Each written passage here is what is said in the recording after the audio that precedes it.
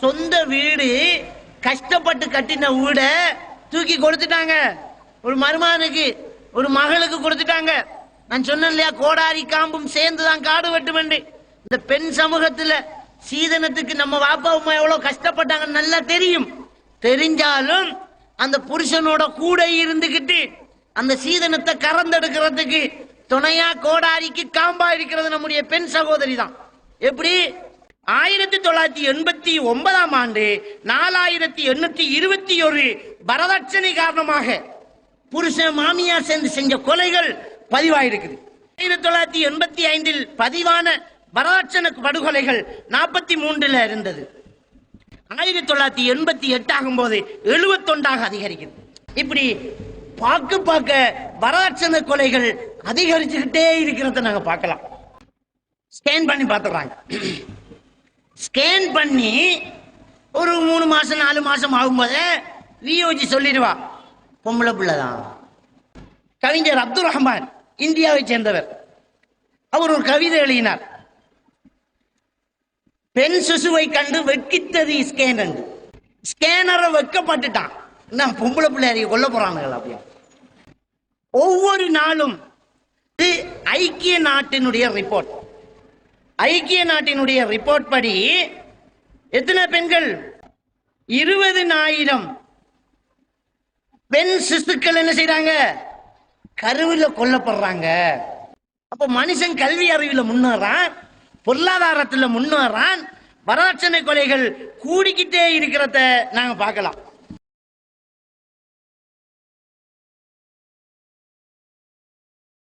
அல்ஹம்துலில்லாஹ் நஹ்மதுஹு வ நஸ்தஈனுஹு வ நஸ்தக்ஃபிருஹு வ நஊது பில்லாஹி மின் ஷுரூரி அன்ஃபுஸினா வ மின் ஸய்யிஆத்தி அமாலினா யஹ்திஹில்லாஹு ஃபலா முضில்ல லஹு வ மை யுضللஹு ஃபலா ஹாதிய லஹு வ அஷ்ஹது அன் லா இலாஹா இல்லல்லாஹு வஹ்தஹு லா ஷரீக லஹு வ அஷ்ஹது அன்ன முஹம்மதன் அப்துஹு வ ரசூலுஹு.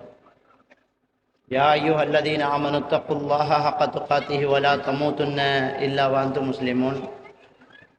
يا أيها الناس اتقوا ربكم الذي خلقكم من نفس واحدة وخلق منها زوجها وبث منهما رجالا كثيرا ونساء واتقوا الله الذي تساءلون به والأرحام إن الله كان عليكم رقيبا.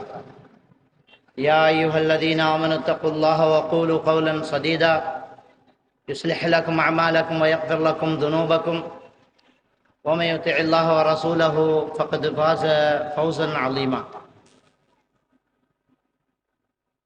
சர்வ புகழும் புகழ்ச்சியும் எல்லாம் வல்ல அல்லாஹ் சுப்ஹானஹு தஆலாவுக்கே சலாமும் ஸலவாத்தும் ஸல்லல்லாஹு அலைஹி வஸல்லம் அவர்கள் மீதும் சஹாபாக்கள், தாபீன்கள், தபஅ தாபீன்கள், நல்லோர்கள் எல்லோர் மீதும் என்றென்றும் எப்போதும் உண்டாகட்டுமாக. அன்புக்குரிய இஸ்லாமிய சகோதரர்களே, சீதன கொடுமையும் சீரழியும் முஸ்லிம் சமூகமும் என்ற ஒரு தலைப்பிலே இன்றைய இந்த திறந்தவெளி மாநாட்டிலே 2ஆம் கட்ட அமர்விலே நாம் பேச இருக்கின்றோம். சீதனம் என்ற இந்த சொல்லை வரதட்சணை, கைகூலி என்றெல்லாம் நாம் சொல்கின்றோம். இந்த வார்த்தை எப்படி வந்தது, எங்கிருந்து வந்தது, இஸ்லாமிய மார்க்கத்துக்கும் இந்த வார்த்தைக்கும் ஏதாவது தொடர்பு இருக்கிறதா என்பதனை முதலிலே நாம் பார்த்தால், சீதனம் என்பதற்கு இஸ்லாத்தோடு சம்பந்தம் இருக்குமாக இருந்திருந்தால் நிச்சயமாக சீதனம் என்ற வார்த்தைக்கு ஒரு அரபு சொல் நமக்கெல்லாம் தெரிந்திருக்கும், உலமாக்களுக்கு தெரிஞ்சிருக்கும். ஆனால் அரபு உலகத்திலே, அரபிய டிக்ஷனரிகளிலே, அரபு பேசக்கூடிய மக்கள் புழக்கத்திலே சீதனம் என்ற ஒரு வார்த்தையை காண முடியாதிருக்கு. சில வேளைகளிலே அரபு நாட்டு மக்களுக்கு, அரபு பாசை பேசக்கூடிய மக்களுக்கு சீதனம் என்ற ஒரு கொடுக்கல் வாங்கலை விளங்கப்படுத்துவதாக இருந்தால், சொல்வதாக இருந்தால், அதற்கு அறிஞர்கள் பயன்படுத்தக்கூடிய ஒரு வார்த்தை அக்சுல் மகர், மகருக்கு எதிரான கொடுப்பனவு என்ற ஒரு வார்த்தையை பயன்படுத்துகின்றார்கள். சீதனத்துக்கு பயன்படுத்தக்கூடிய ஒரு வார்த்தை அக்சுல் மகர், மகருக்கு எதிரான ஒரு கொடுப்பனவு என்றுதான் பாவிக்கின்றார்கள். அல்லது ரஷ்வத்துன் நிக்காஹ், திருமண இலஞ்சம் என்ற ஒரு வார்த்தை இந்த சீதனத்துக்கு அரபு உலகத்திலே பயன்படுத்தப்படுவதை நாங்கள் பார்க்கலாம். அப்ப சீதனம் என்ற இந்த வார்த்தைக்கு அரபுல ஒரு சொல்லு இல்லாதனால ரஷ்வத்து நிக்காஹ், திருமண லஞ்சம், அக்சுல் மகர், மகருக்கு எதிரான ஒரு கொடுப்பனவு என்ற வார்த்தையெல்லாம் பயன்படுத்தப்படுது. மகருங்கிறது திருமணத்தின் போது ஒரு மணப்பெண்ணுக்கு மணமகன் கொடுப்பது மகர். அப்படியே அதை புரட்டி போட்டால் அதுக்கு எதிரான ஒரு கொடுப்பனவை வச்சுட்டோம்னு சொன்னா, திருமணத்தின் போது மகனுக்கு மகள் கொடுக்கக்கூடிய ஒரு தொகை அப்படிங்கிறதுனால அது அக்சுல் மகர் அப்படிங்கிறாங்க. திருமண லஞ்சம் என்ன, நம்ம சொல்லுவாங்க கரும்பு தின்ன கைக்கூலி வேணுமான்னு. கல்யாணம் பண்ணி திருமண வாழ்க்கையில ஈடுபடுறதுக்கு ஒரு மாப்பிள்ளை தயாராகி அவரு ஒரு பெண்ணை பேசிக்கிட்டு இருக்கும்போது, எங்க பொண்ணை நீங்க கல்யாணம் பண்ணுங்க, உங்களுக்கு ஒரு லஞ்சம் தாரோம் என்கிற மாதிரி இருக்குது இந்த அமைப்பு. அதனால அரபியில ரஷ்வத்து நிக்காஹ், திருமண லஞ்சம் அப்படிங்கிற ஒரு வார்த்தை பயன்படுத்தப்படுறத நாங்க பார்க்கலாம். திருமண லஞ்சம் ஒரு இன்னொரு திருமண பேச்சுவார்த்தைக்கு எதிரான ஒரு பேச்சுவார்த்தை அங்க இருக்கிறத நாங்க கவனிக்கக்கூடியதா இருக்குது. இன்னும் நாங்க பார்த்தோம்னு சொன்னால், நபிகள் நாயகம் ஸல்லல்லாஹு அலைஹி வஸல்லம் அவங்க சொல்லி காட்டுறாங்க, துன்கஹுல் மர்ஆ லி அர்பஇன், ஒரு பெண் 4 விஷயங்களுக்காக திருமணம் முடிக்கப்படுவா. லிமாலிஹா, அவ பொருளாதாரத்துக்காக திருமணம் முடிக்கப்படுவா. ஒலி ஹசபிஹா, அவ வம்சம் உயர்ந்த வம்சம்ங்கிறதுக்காக திருமணம் முடிக்கப்படுவா. ஜமாலிஹா, அவ அழகா இருக்கிறாங்கிறதுனால திருமணம் முடிக்கப்படுவா. ஒலி தீனிஹா, அவகிட்ட மார்க்கம் இருக்கு அப்படிங்கிறதுக்காக திருமணம் முடிக்கப்படுவா. அப்ப இந்த 4 விஷயத்துக்காக ஒரு பெண்ணு திருமணம் முடிக்கப்படுற பழக்கம் இருக்குது. அதனால அனுமதின்னு சொல்லல, இந்த வழக்கம் உலகத்துல இருக்குது. ரசூலுல்லாஹி ஸல்லல்லாஹு அலைஹி வஸல்லம் என்ன சொல்றாங்க, ஃபல்ஃபர் பிதாத்தித்தீன், மார்க்கம் உள்ள ஒரு பெண்ணை திருமணம் முடித்து வெற்றி அடைந்து கொள், தரிபதியதாக், இல்லைன்னா உன்னுடைய கை நாசமாயிரும் அப்படின்னு பெருமானா ஸல்லல்லாஹு அலைஹி வஸல்லம் அவர்கள் சொல்லக்கூடிய ஹதீஸ் புகாரியில முஸ்லிமில பதிவாக இருக்கிறத நாங்க பார்க்கலாம். ஒரு பெண்ணை திருமணம் முடிக்கும் போது பண நோக்கமாக இருக்கக்கூடாது, அவளுடைய பொருளாதாரத்துக்காக கண்ணு பண்ணக்கூடாது, அவகிட்ட மார்க்கம் இருக்கிறதா அதைத்தான் ஒரு மாப்பிள்ளை பார்க்க வேண்டும் அப்படிங்கிறத நபிகள் நாயகம் ஸல்லல்லாஹு அலைஹி வஸல்லம் சொல்லி காட்டுறாங்க. அப்ப இந்த திருமண லஞ்சத்தால, இந்த சீதன கொடுமையால சமூகத்தில் ஏற்படக்கூடிய பிரச்சனைகளை நாங்க பார்க்கிறதாக இருந்தால், எது சீதனம் அப்படிங்கறதை நம்ம தெளிவா வழங்கி கொள்ளணும். இந்த சீதனம் என்கிறது எப்படி வந்துச்சு அப்படிங்கறதை நாங்க பார்த்தோம்னு சொன்னால், அல்லாஹ் சுப்ஹானஹு வ தஆலா அல் குர்ஆன்ல சொல்லி காட்டுறான், வஆத்துன் நிஸா ஸதகாத்திஹின்ன நிஹ்லா. அல்லாஹ் தஆலா என்ன சொல்றான் தெரியுமா, நீங்க திருமணம் முடிக்கும் போது பெண்களுக்கு உங்களுடைய மகர் தொகையை மனமு கொடுத்துடுங்கிறான் அல்லாஹ். அல்லாஹ் கொடுக்க சொல்றது ஆம்பளை கிட்ட தான். கல்யாணம் என்று வந்துட்டேன்னு சொன்னால், ஆத்துன் நிஸா ஸதகாத்திஹின்ன நிஹ்லா, பெண்களுக்கு மகர் தொகையை மனமுவர்ந்து கொடுத்துடுங்க. சூரத்து நிசாவுல அல்லாஹ் தஆலா சொல்லி காட்டுறான். அப்ப மகர் தொகையை நீங்க மனமுவர்ந்து கொடுங்க அப்படின்னு சொன்னா எப்படி எடுக்க முடியும்? அப்ப இந்த இது வந்ததுனால, சீதனம் வந்ததுனால, மகருங்கிற ஒரு பேச்சை தவிர மற்ற எல்லா பேச்சுக்களுமே நடக்கிறத பார்க்கறோம் கல்யாணத்துல. கல்யாணத்துல மகர் மட்டும் பேசப்படாது. அந்த கல்யாண வீட்டுல சமைக்கிற சாப்பாட்டுக்கும் சமைக்கிற சமயக்காரனுக்கும் விலையை தீர்மானிச்சுக்கோ. நம்ம சாப்பாட்டு சமைக்கிறீங்க, இத்தனை கிலோ அரிசி ஆக்கணும், உங்களோட கூலி எவ்வளவு தெரிஞ்சு வச்சுக்கிறோம். கூலி எவ்வளவு அது தெரிஞ்சுக்கிறோம். ஆனா ரிஜிஸ்டர் நடக்கிற இடத்துல போய் உட்கார்ந்துக்கிட்டு மகர் எவ்வளவு அப்பதான் தீர்மானிக்கிறோம். மகரை எப்ப தீர்மானிக்கிறோம்? அப்பதான் தீர்மானிக்கிறோம். ரிஜிஸ்டர் இடத்துல, காவி நடக்கிற இடத்துல அப்ப பொக்கெட்டுக்கு தேடி பார்ப்பாங்க. அந்த காலத்துல இருந்தே மகருக்கு ஒரு விலை வச்சிருந்தாங்க, 101 ரூபா. செருப்புக்கு விலை வச்ச மாதிரி 99 ரூபா, 95 90 அப்படின்னு விலை வச்சிருப்பாங்க இல்லையா? இந்த பெண்களுக்கு வச்ச விலை 101 ரூபா. கொஞ்சம் வசதிக்காரனா இருந்தா 1001 ரூபா. அப்ப பேச வேண்டியது அல்லாஹ் குர்ஆன்ல சொல்றது ஆத்து நிசா சதகாதி இந்த நிகழா, பெண்களுக்கு மகர் தொகையை கொடுங்கிறான். அதைத்தான் கல்யாணத்துல பேசணும். பெஸ்ட்டுக்கு மகர் எவ்வளவு தருவேன்னு ஒரு பெண் தரப்பு கேட்கணும், இவ்வளவு தருவேன்னு சொல்லணும். இன்னைக்கு சீதனத்துல விலை பேசி சண்டை நடக்கிற மாதிரி இந்த மகர்ல சண்டை நடந்திருக்கணும். காணாது, இன்னொரு ஏக்கர் கூட்டி தாண்டு கேட்கணும். காணாது, இன்னொரு 10 பவுன் சேர்த்து போடு அப்படின்னு சொல்லணும். அப்ப அந்த அனுமதி, அந்த பெருமை பெண்களுக்கு இருக்குது. அதெல்லாம் தெரியாது. செருப்புக்கு வச்ச விலை வச்ச மாதிரி அன்னைக்கு பொக்கெட்டுக்கு இருக்கிறத எடுத்து நோட்டு பறக்காம இருக்கிறதுக்கு 1 ரூபாய்க்கு மேல வச்சு 101 ரூபா. அப்ப இப்படி வச்சதுனால என்ன நடக்குது? சீதனம்தான் பேச்சா சீதனம்தான் பேசப்படுறதுனால பேச வேண்டிய ஒன்று இல்லாம போகுது. இல்லாத தேவையில்லாத ஒன்று உள்ளுக்குள்ள வந்தா தேவையான ஒன்று வெளியில நிக்க வேண்டிய அவசியம் தானே இருக்குது. தேவையில்லாத ஒன்று உள்ளுக்குள்ள இருந்தா தேவையான ஒன்று வெளியில தான் நிக்க போகுது. சீதனம் வந்த உடனேயே வெளியில போகுது எது? மகர் வெளியில பேய்த்திருக்கு. ஆக இந்த சீதனத்தால மகரங்கிற பொறுமதியே மக்களுக்கு தெரியாம போகுது. பாருங்க, மகர எதை கொடுக்கலாம் தெரியாது.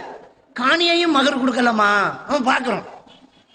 ஒரு பெண்மணி நபிகள் நாயகம் ஸல்லல்லாஹு அலைஹி வஸல்லம் அவங்கள்ட்ட சொல்றாங்க, யார சொல்லலாம், என்னுடைய கணவர் மார்க்க விஷயத்துல நல்லா இருக்கிறார், அவர் எந்த இபாதத்தில எல்லாம் எந்த குறைபாடுமே இல்லை, ஆனா அவரோடு வாழ்ந்தால் நான் குஃப்ர்ல விழுந்துருவேன்னு எனக்கு பயமா இருக்குது, இந்த கல்யாணம் வேண்டாம் அப்படின்னு சொல்றாங்க. நம்மட வாசல் சொல்லா பசல் செய்ய வந்திருக்கா.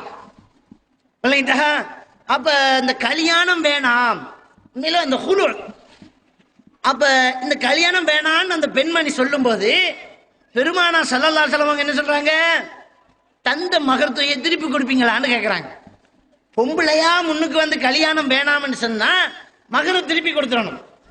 என்ன மகரு? ஈச்சந்தோட்டத்தை மகரா வாங்கியிருந்திய திருப்பி கொடுத்துறியான்னு கேட்கிறாங்க. கொடுக்குறாங்கறான் அந்த பொம்பளை. இல்லைங்கடா, அப்ப என்ன மகரா கொடுக்கப்பட்டிருக்குது? ஈச்சன் தோட்டம் மகரா கொடுக்கப்பட்டிருக்கு. அப்ப பேரீச்ச மர தோட்டத்தை கொடுத்து அப்ப கல்யாணம் பண்ணிக்கிறாங்க. நம்ம ஒரு 101 ரூபாவுல நின்றுக்கிறோம். ஏன் இது? அதை அதிகபட்சமா வாங்கிட்டு இருக்கும் போது கொடுக்கிற வேலை இருக்குமா? நாம அவங்கிட்ட வேண்டுறோம், அவங்கக்கிட்ட நாம வாங்கி அவங்களுக்கு ஒரு சாப்பாடு வாங்கி கொடுக்கணுமா? தேவைப்படுமா? அவங்களுக்கு காசு பொறுமதியா இருக்குமா? அதான் எல்லாம் வரியை எடுத்துட்டியே, அதுக்கு பிறகு ஒரு செயின் என்னத்துக்கு? அது தேவையா இல்லை. அதனால அதை எவ்வளவுன்னு கேட்கறது இல்லை. அவங்க இவங்களும் கடமைக்காக வேண்டி ஒரு 101 ரூபா கொடுத்துட்டு போறது. அப்ப இந்த சீதனம் என்கிற ஒன்று என்ன செய்து, மகர் என்கிற ஒரு கடமைய நம்ம மனசுல இருந்து அகற்றுது. பெரிய ஒரு கொடுமை இது. மார்க்க சடங்கு சம்பிரதாயம் நம்மிடத்துல இல்லாம போகுது. முஸ்லிம் சமூகத்தின் அகராதியில அகற்றப்படுது.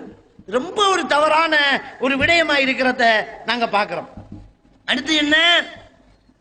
அல்லாஹ் தஆலா சொல்லி காட்டுறான், நீங்க தலாக் விடும்போது ஒரு பெண்ணை நீங்க தலாக் சொல்றதா இருந்தா அஸ்கினு ஹுன்ன மின் ஹைது சக்கன்தும் மின் புஜிதிக்கும், நீங்க வாழ்ற உங்க வீட்டிலேயே அவங்களை இதா இருப்பாட்டணும்னு அல்லாஹ் தஆலா சொல்லி காட்டுறான். அப்ப சீதனம் என்கிறதுக்குள்ள என்னெல்லாம் அடங்குது? வீடும் தான் அடங்குது. சீதனம் உடனே நிறைய பேர் என்ன சொல்லுவாங்க தெரியுமா? நானண்டா ஒரு சதமும் சீதனம் எடுக்கலாம் பாங்க. உண்மையில ஒரு சதவும் எடுக்கல தான், ஆனா ஒரு வீடு அளவு எடுத்திருப்பார். அப்ப சீதனம் என்றா என்ன நினைச்சிட்டு இருக்கிறோம்? காசு மட்டும்தான் நினைச்சிட்டு இருக்கிறோம். வீடு சீதனம் இல்லையா? வீடும் தான் சீதனம்.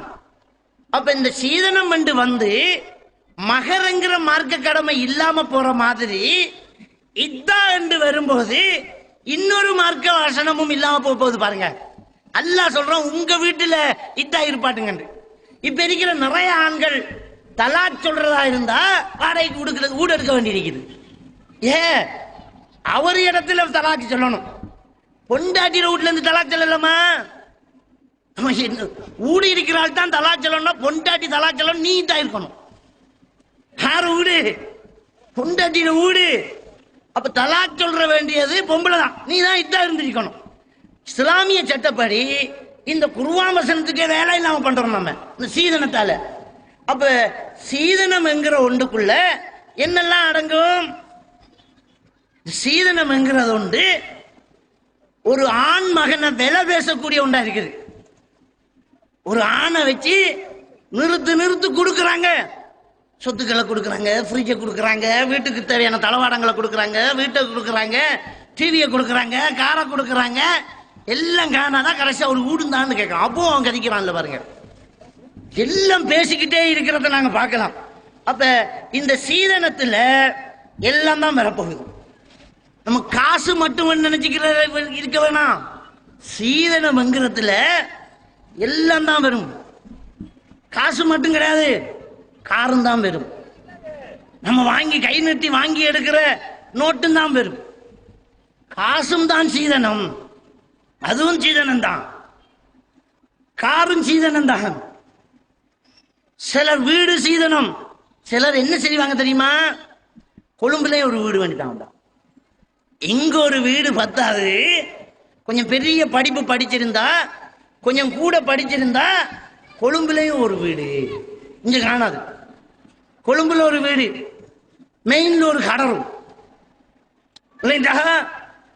தங்கத்தை கேட்டு, காசை கேட்டு, காரை கேட்டு, ஊட்ட கேட்டு எல்லாம் செஞ்சு முடிஞ்சது பின்னால கொஞ்சம் வசதி இருக்கு. பார்க்கிறோம் மாமனார் சொத்தை இன்கம் டேக்ஸ் ஆபீசரை விட தெரிஞ்சு வச்சுப்பா மருமகன்.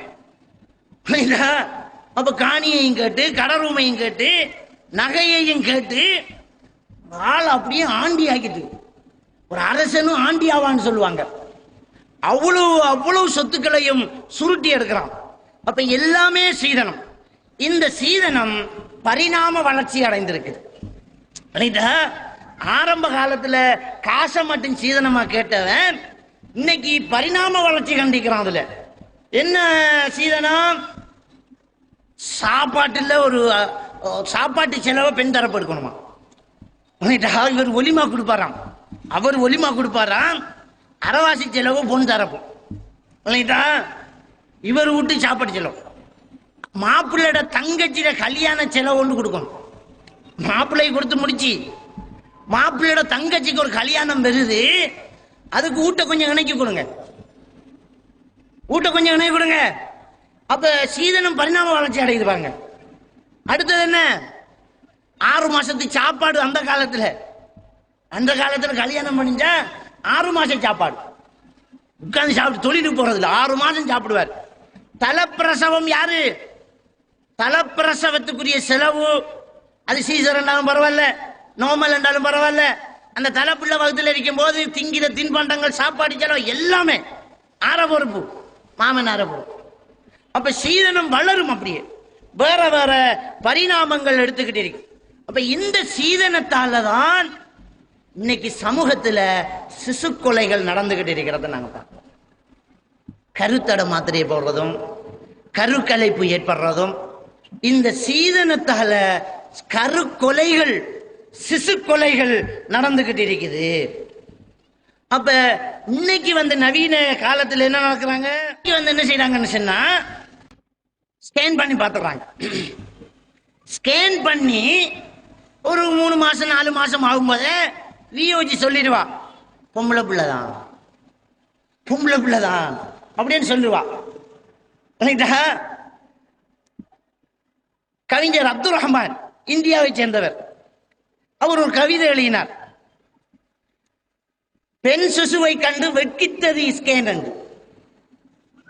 பெண் சிசுவை கண்டு வெட்கித்தது ஸ்கேன். ஸ்கேனரை வெட்கப்பட்டுட்டான். நான் பொம்பளை பிள்ளையாரிய கொல்ல போறானுங்களா அப்படியே. அப்ப பெண் சிசுன்னு தெரிஞ்சாலேயே என்ன மாலும் செய்யணும்னாதான்னு கேட்கிறாங்க. நடக்குது. இது சம்பந்தப்பட்ட தகவல்களை நெட்ல நாங்க போய் பார்த்தோம்னு சொன்னால், இந்தியாவில் ஒவ்வொரு நாளும் 2000 பெண் சிசுக்கள் சட்டத்துக்கு புறம்பாக கருவிலேயே கலைக்கப்படுகிறது. இது ஐக்கிய நாட்டினுடைய ரிப்போர்ட். ஐக்கிய நாட்டினுடைய ரிப்போர்ட் படி எத்தனை பெண்கள் பாருங்க, 20,000 பெண் சிசுக்கள் என்ன செய்யறாங்க, கருவில் கொல்லப்படுறாங்க அப்படி என்று ஒரு அறிக்கை கூடுது. அதே மாதிரியாக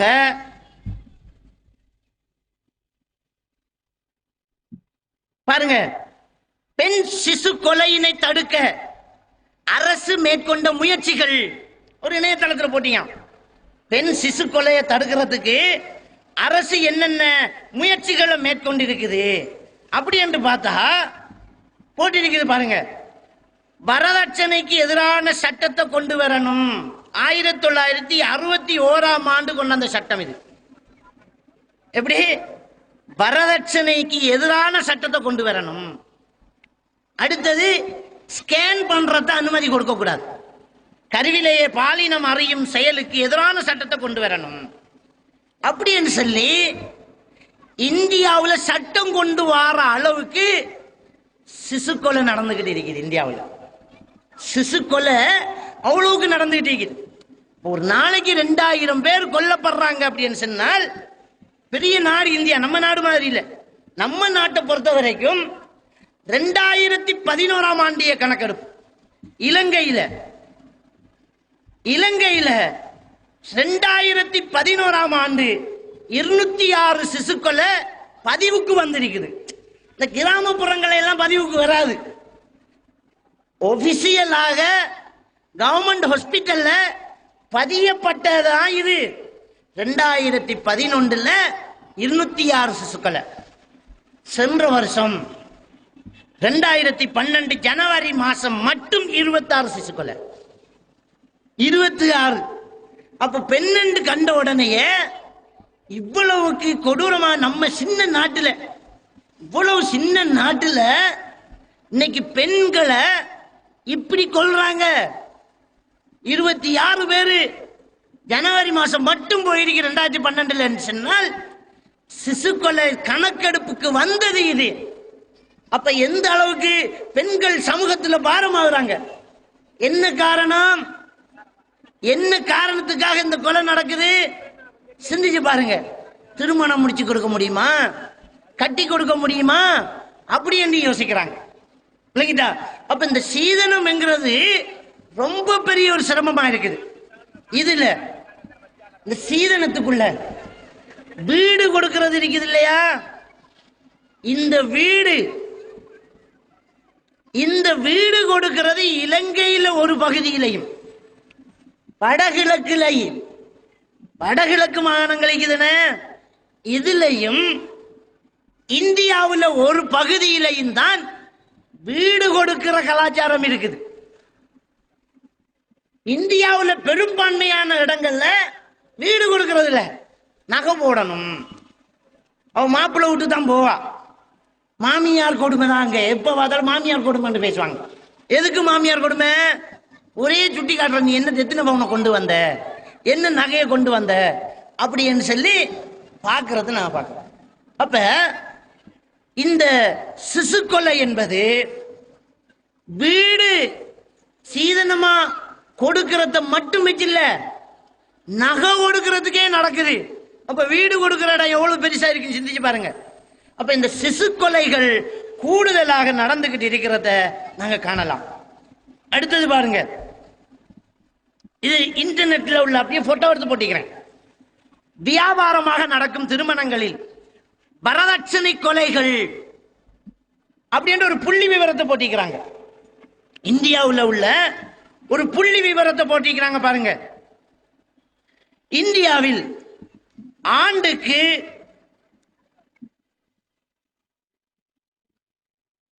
இந்தியாவில் ஆண்டுக்கு 5000 முதல் 9000 வரையிலான வரதட்சணை கொலைகள் நடக்கிறது. பாருங்க, 5000 தொடக்கம் 9000 வரையிலான வரதட்சணை கொலைகள் நடந்துகிட்டு இருக்குது.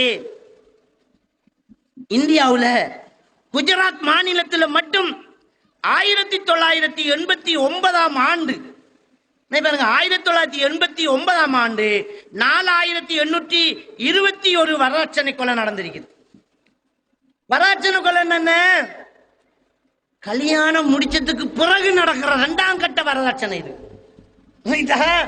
பேசிக்குவாங்க கல்யாணத்துல. இந்தியாவில் மதச்சார்பு அற்ற செய்தி இது. முஸ்லிம்களை மட்டும் சொல்லல இந்த கணக்கெடுப்பு, மதச்சார்பற்ற செய்திகளை நான் சொல்றேன். அப்ப இந்த வரதட்சணைங்கிறது கடனுக்கு கல்யாணம் பண்றது.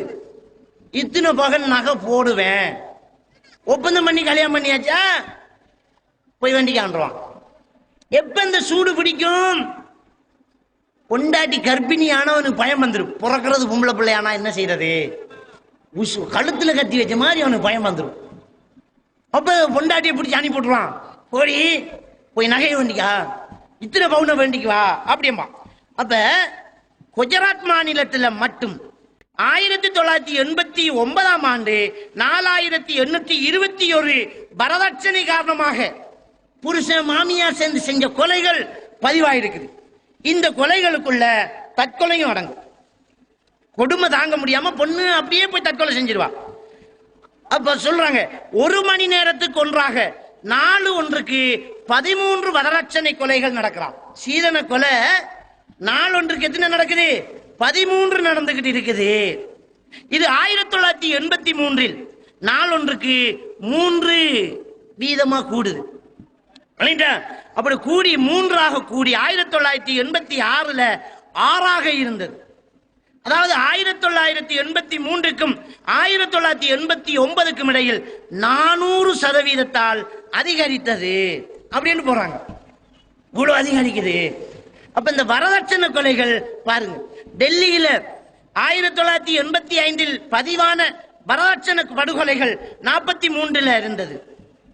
1988 ஆகும்போது 71ஆக அதிகரிக்குது. அப்ப மனுஷன் கல்வி அறிவில் முன்னேறான், பொருளாதாரத்தில் முன்னேறான், வரதட்சணை கொலைகள் கூடிக்கிட்டே இருக்கிறத நாங்க பார்க்கலாம். இப்படி பார்க்க வரதட்சணை கொலைகள் அதிகரிச்சுக்கிட்டே இருக்கிறத நாங்க பார்க்கலாம். மதங்களை தாண்டி இந்தியா சட்டமே 61ஆம் ஆண்டு சீதனத்தை நிப்பாட்டணும் என்று சீதனத்துக்கு எதிரான சட்டத்தை கொண்டு வந்த உடனே ரகசியமாக வரதட்சணை நடந்துகிட்டு இருந்துச்சு. இது மாதிரியாக மக்கள் குரல், மக்கள் செய்திகள் அப்படிங்கிற நியூஸ்ல வரதட்சணை சம்பந்தமாக நடந்த ஒரு கொலையை பாருங்க, எந்த அளவுக்கு போயிருக்கு பாருங்க. வரதட்சணை என்கிறது பொண்டாட்டிய கொலை செய்யற அளவுக்கு, காசை கேட்டுட்டு வா அப்படின்னு கொளுத்துற அளவுக்கு இந்த வரதட்சணை கொடுமையா இருக்குது. இதை பத்தி பேசக்கூடாதா? இவ்வளவு கொடூரமான ஒரு சம்பவம் நடந்துட்டு பாருங்க. அப்போ இவ்வளவு பெரிய ஒரு அநீதிய ஒரு மார்க்க சடங்குக்குள்ள கொண்டு வந்து சேர்க்கலாமா? இதுக்கு போய் அல்பாத்தியா ஓதலாமா? இந்த சீதனை வீட்டுல இருந்துகிட்டு ஒருத்தர் மிம்பர்ல சும்மா ஓதுவாரா? சிந்திச்சு பாருங்க. இவ்வளவு கொடுமைய அவரு செஞ்சுக்கு வரா மௌலவி. அவர் என்ன காசு வேணாம், கைக்கூலி வேணாம், காணி வேணாம், ஊடு மட்டும் என்ன செய்யற? ஊடு மட்டும். இத நியாயம் சொல்றது ஆளா இருந்தா எவ்வளவு மட்டமான ஒரு ஆளா இருக்கணும் பாருங்க. கலாநிதியா இருக்கணும், கல்லாநிதியா இருக்கட்டும். இத போய் நியாயம் சொல்ற ஆளா இருந்தா எவ்வளவு மட்டமான ஒரு ஆளா இருப்பார் பாருங்க. அப்ப மார்க்கத்துல எவ்வளவு பெரிய ஒரு விஷயத்தை இன்னைக்கு செஞ்சுக்கிட்டு இருக்கிறாங்கன்னு பாருங்க. அதே மாதிரியாக இந்த 2ஆம் கட்ட சீதனம், இந்த சீதனம் கேட்டு கணவனே மனைவியை சித்திரவதை செஞ்ச சம்பவம். கணவனே மனைவிய சித்திரவதை செய்யறான். சித்திரவதை செஞ்சு போய் வீட்டுல வேண்டிக்குவாங்க. அவன் என்ன செய்வா? வீட்டுக்கு போவா. வீட்டுக்கு போனா அம்மா அப்பாவுடைய நிலைமை தெரியுமே, தெரிஞ்சா அங்க என்ன செய்ய முடியாது, திரும்பி வருவா. அவன் புருஷனையும் விட்டுக்க இயலாது, பாப்பா கிட்டையும் போயிருக்க இயலாது, இதை விட்டா இன்னொரு கல்யாணம் பண்றா, இதை விட கூட சீதனம் தேவை. அப்ப இது பொட்டு வச்ச உடனே தமிழ்ல நினைச்சிடாதீங்க. பொட்டு வைக்கிற கலாச்சாரம் இந்தியாவில் சில மாநிலங்கள்ல உண்டு முஸ்லிம்கள்ட்ட. அப்ப அடிச்சு துன்புறுத்தி ஒரு பெண்ணை போட்டு சித்திரவதை செய்யக்கூடிய சம்பவங்கள் இன்னைக்கு நடந்துகிட்டு இருக்குது. அதுவும் படிச்சவங்க, படிச்ச அதிகாரிகள் இப்படி செஞ்சுக்கிட்டு இருக்கிறத நாங்க பார்க்கலாம். அப்ப அவ்வளவு பெரிய கொடுமையால இன்னைக்கு நாடு திகைச்சுக்கிட்டு இருக்குது. சீதனம் சாதாரணமான விஷயமா? அப்ப கல்யாணத்துக்கு பிறகு இரண்டாம் கட்டமாக சீதனம் கேட்ட கொடுமைகளை இப்படி நாங்க காணக்கூடியதா இருக்குது. இரண்டாம் கட்டமாக இன்னைக்கு வெளிநாடுகள்ல, இலங்கை போன்ற நாடுகள்ல இந்த சீதன கொலைகள் நடந்துகிட்டு இருக்கிறத பார்க்கலாம். அதே மாதிரியாக இவர் ஒரு சிவில் இன்ஜினியர். சிவில் இன்ஜினியரா இருக்கிற இவரு மனைவி கிட்ட என்ன செய்யறாரு? சீதனம் வேண்டிட்டு வர சொல்றாரு.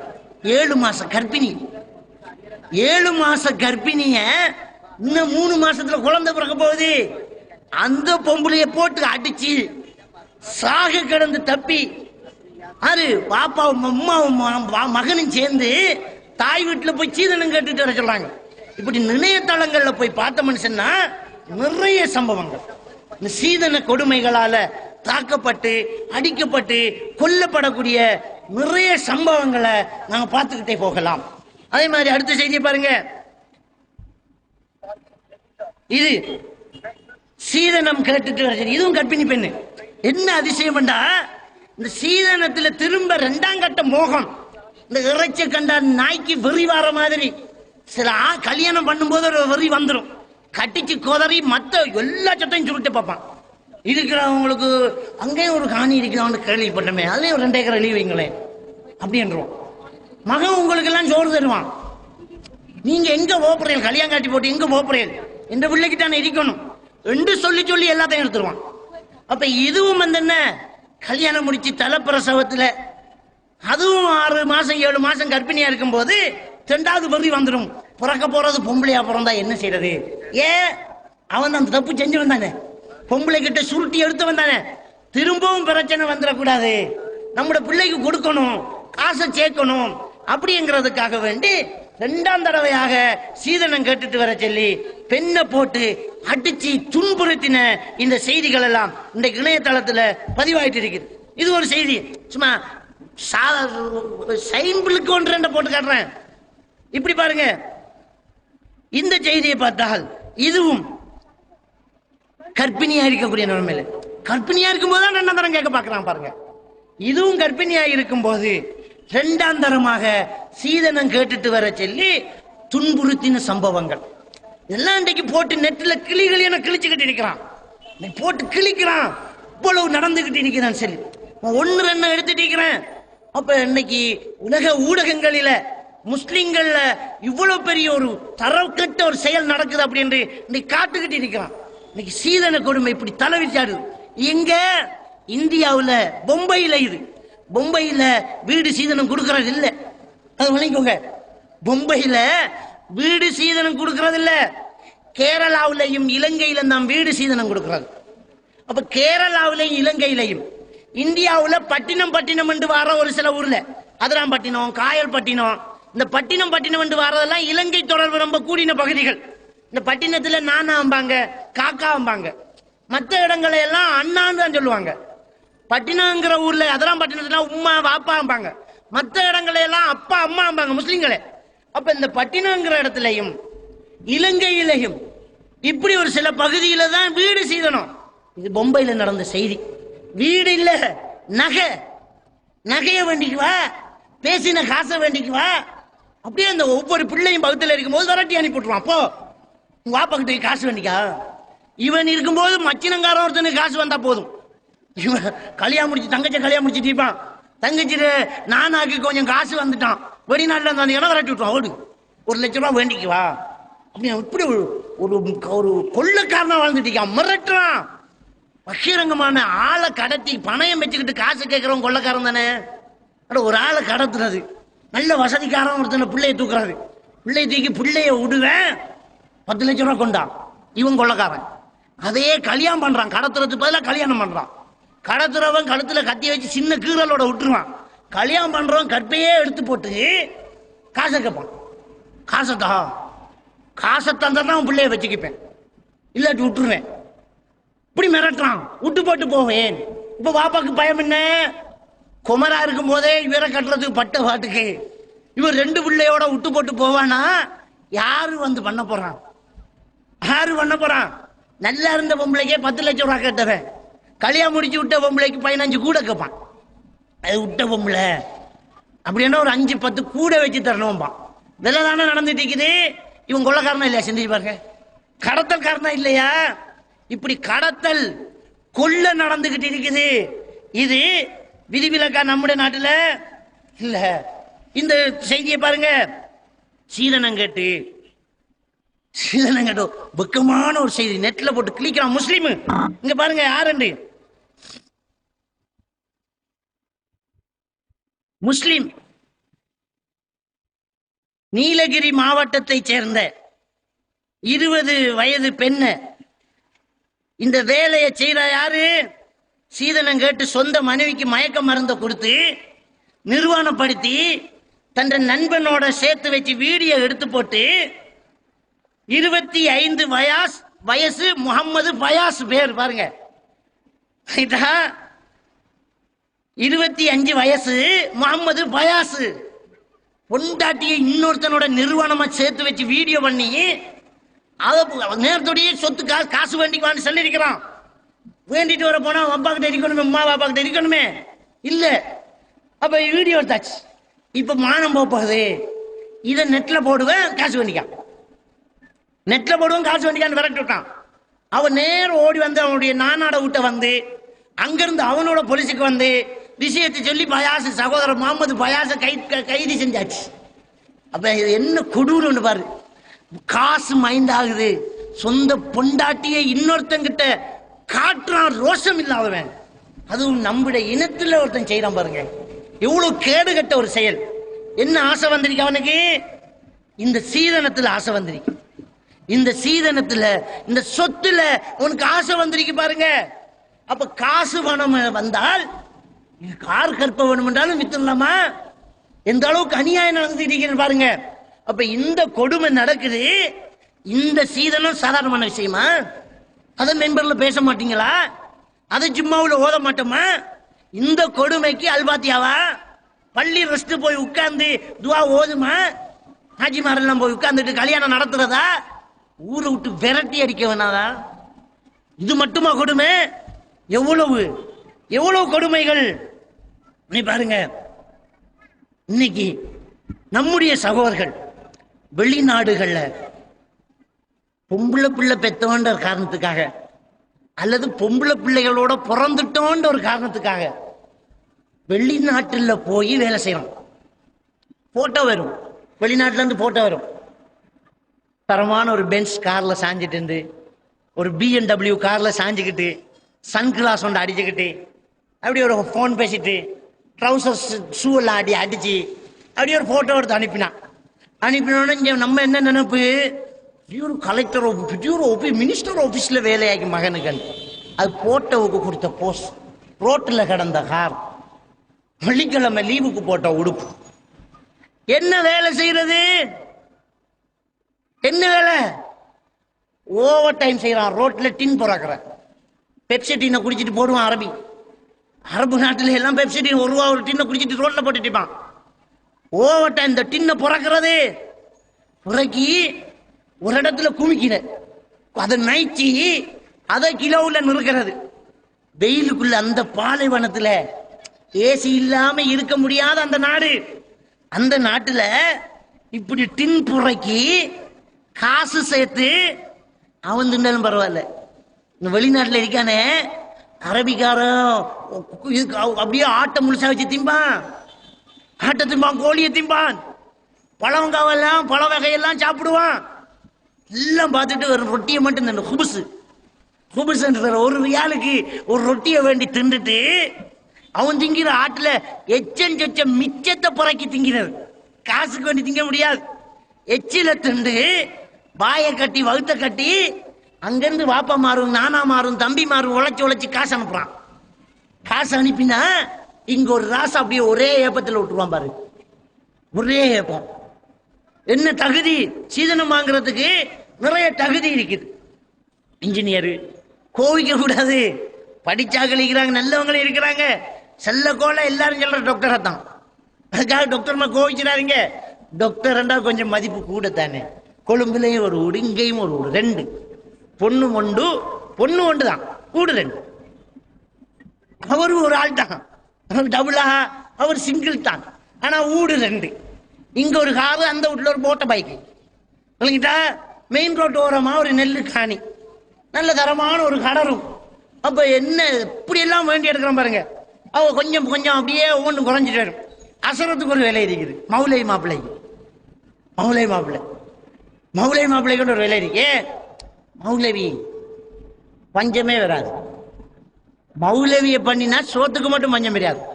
ஓதியவனுக்கு ஒழுங்கு எல்லாம் சோறு சொல்லுவாங்க. ஓதினவனுக்கு ஒழுங்கு எல்லாம் சோறு. எவன் வீட்டுல மையத்து விழுந்தாலும் ஆஜியாருக்கு 3வது அண்டைக்கு தரமான சாப்பாடு கிடைச்சி. அப்ப பொண்டாட்டி பிள்ளைகளுக்கு ஒரு பேக்கில் கொடுக்காமலாம் விட்டுருவாங்க. அப்ப செத்தவன் வாயில மண்ணு, கத்தம் ஓதினவன் வாயில சோறு. அப்ப இப்படி அசரத்துக்கு ஒரு விலை இருக்குது. இன்னொரு விலை ஒன்று என்ன? மாப்பிள்ளை ஒரு 5 லட்சம் ரூபா பெறும். என்ன தொழில்? வெளிநாட்டுக்கு போன ஒரு தொழிலாடா. என்ன தொழில்? வெளிநாட்டுக்கு போன. மனசை பார்க்கிற, மார்க்கத்தை பார்க்கிற எல்லாம் கிடையாது. ஆளு கருப்பா சிவப்பா. இன்றைக்கு இந்த சீதன கொடுமையால பெண்களுக்கு மாப்பிள்ளோட நிறத்தை எல்லாம் சாய்ஸ் பண்ண நேரம் இல்லை. என்னமோ வாரத்தை வலைய பிடிச்சுக்கு நிக்கிற சிக்கு பட்டத்தை பண்றது, வலைய பிடிச்சுக்கு நிக்கிறது, சிக்கினத்தை பண்ணிக்கிறது. அப்ப இப்படியாக இன்னைக்கு போயிட்டு இருக்குது. இது கஷ்டப்பட்டு டின் புறக்கிறான், வெயில டின் புறக்கிறான், அவன் உழைச்சி காசு அனுப்புறான். இவ்வளவு லேசா செல்வான் தெரியுமா? இதுல ஆசி வளைங்கம்பான். இந்த மதினிமாரு பொன் பார்க்க போற, யாரு பொன் பார்க்க போற? கல்யாணம் முடிக்கிற மாப்பிள்ளை பொன் பார்க்க போறல்ல, பொன் பார்க்க போறான்ட்டு ஒரு படம் ஒதுங்கும். யாரு? மாப்பிள்ளோட உம்மா, தாத்தா, தங்கச்சி. மாப்பிள்ளைக்கு காக்கா இருந்தா காக்கா வண்டி, தம்பி இருந்தா தம்பி வண்டி, இப்படி அவன் அங்க எல்லாம் செட் ஒன்று போகும். போய் பொன் பார்க்க பாறாங்கயாம். அப்படி இந்த ஆளுக்கு அவன்டைக்கு ஒரு 15,000 ரூபாய் போய்த்து பொன் பார்க்க வந்த செலவு. அது அங்க இங்க வேண்டி வித்து, காதுல கிடந்த கழுத்துல கிடந்ததை வித்து, அப்படி இப்படி என்று ஒரு மாதிரியா வாராக்களை கவனிச்சு விடுவார். பொன் பார்க்க வர போய் பொண்ணை தவிர மத்த எல்லாம் பார்த்துட்டு வருவாங்க. பொண்ணை பார்க்கறதுல காய்ச்சிட்டு இருக்கும் போதே அண்டை சீட் அடிச்சிருக்கிறா, அட்டாச் பாத்ரூம் கட்டி இருக்கிறா. இந்த தங்கச்சிக்காரிமார், இந்த ராத்தம்மார் படுத்துற பாடு. இந்த காடு வெட்டுறதுக்கு கோடாரி காம்பு போகும் கூட. காடு வெட்டுறதுக்கு எது போகும் கூட? கோடாரி கம்பு தான் போகும். அப்ப மரம் சொல்லுமா, நம்மடால் தான் கூட்டிக்கு வாரார். மரம் சொல்லுமா, நம்மடால் தான் கூட்டிக்கு வாரார். நம்மடால் பிடியில மாட்டு படாட்டி இந்த கோடாலியால நம்மள என்ன பண்ணலாம்? பொம்புலதான் இந்த சீதன கொடுமைக்கு முக்கியமான ஒரு காரணம். அதை மறக்க இயலாது. இவதான் போய் பார்த்துருவா. பார்த்துட்டு நல்லா இருக்கிற வீட்ட இவடத்த ஆசி வழங்கி ஒன்றுட்டு வந்துடுவாள். இல்லாட்டி கல்யாணம் கேன்சல். அட்டாச் பாத்ரூம் கட்டணும், கக்குசி கட்டணுமா உள்ளுக்கு. அப்போ உன்னை தம்பியை கொண்டு கக்குசிக்காக கல்யாணம் பண்ணி கொடுக்க போற? ஆற பார்க்க போன நீ? கக்குசி பார்க்க போனா, பொண்ணு பார்க்க போனா? அப்ப என்ன நடந்துட்டு பாருங்க. நம்ம ஊர்ல நடக்கிறத பாருங்க. நம்முடைய ஊர்ல நல்லா கட்டின வீட்டை உடைச்சி ஆசி வளைக்கிற. சும்மா கட்டுறதுக்கு மேசம் ஒரு 500 ரூபாய் தான் கேட்பான். ஆசி வளைக்கிறா 5000 ரூபாய். அந்த டின் புறக்கினால் தான் அதை கொடுக்கணும். இந்த டின் புறக்கிற ஆள் தான் அதை கொடுக்கணும். என்ன சொல்ல, ஒரு பிள்ளைக்காக ஒரு பொண்டாட்டி புருஷன் எவ்வளவு காலம் பிரிஞ்சிருக்கிறாங்க. அழ வேண்டிய நிலைமைகள் இதெல்லாம். ஏன்னா ஆசை இல்லாமலா வெளிநாட்டுல இருக்காங்க வாப்பமாரு? ஆசை இல்லாமலா நம்ம தாய்மார்கள் எல்லாம் வீட்டுல ஒதுங்கி இருக்கிறாங்க. உணர்ச்சிகளை அடக்கிக்கிட்டு, மஞ்சளை கரைச்சு குடிச்சுக்கிட்டு, பொம்புல பிள்ளைய பெத்துட்டோன்ற ஒரு காரணத்துக்காக எத்தனை தாய்மார்கள் உணர்ச்சிகளை அடக்கிக்கிட்டு இருக்கிறாங்க, ஆசைகளை அடக்கிக்கிட்டு இருக்கிறான். அவனுக்கு ஆசை இல்லையா? பொண்டாட்டியோட சேர்ந்து இருக்கணும்னு ஆசை இல்லையா? எதுக்கு? மகளை கரை சேர்க்கணும். இந்த பாலா போன ஊர்ல ஒரு ஊடு கட்டினா தான் குறைஞ்சபட்சம் சும்மா ஒரு மாப்பிள்ளை எடுக்கலாமா? மௌலிமார் செஞ்ச வேலை. ஊடு சீதனம் இல்லைன்னுட்டாங்களா? அப்ப சரி, இவன் அங்க இன்னும் 2 வருஷம் நிக்கணும். கடிதம் எழுதுவான், டெலிபோன் எடுப்பான். அது பொஸ்ஸி விசா இல்லைன்னுட்டார். விசா கொடுப்பாரு அவரு, விசா கொடுப்பாரு. என்ன செய்யறது, பொஸ்ஸி விஷா இல்லைன்னுட்டாரு. இன்னும் 2 வருஷம் பல்ல கடிச்சிக்கு நின்று ஓட்டு வார், பல்ல கடிச்சுக்கிட்டு நின்று ஓட்டு வரம்மா. கடைசியில மையத்து கூட வராம எத்தனை பேர் பிள்ளைகளுக்காக உழைக்க போய் அவன் அங்கேயே செத்து போறான் பாருங்க. கல்யாணம் முடிச்சு 4 மாசத்துல 5 மாசத்துல 6 வருஷத்துல 7 வருஷத்துல போயிருப்பான். பொண்டாட்டியோட வாழ்ந்தது ஒரு சின்ன காலம். வெளிநாட்டுல போய் மகளுக்கு ஒரு வீடு கட்ட வேண்டி இருப்பான். டெலிபோன் இல்ல பேசுவான், ஒரு மனைவியோட பேசுறான்.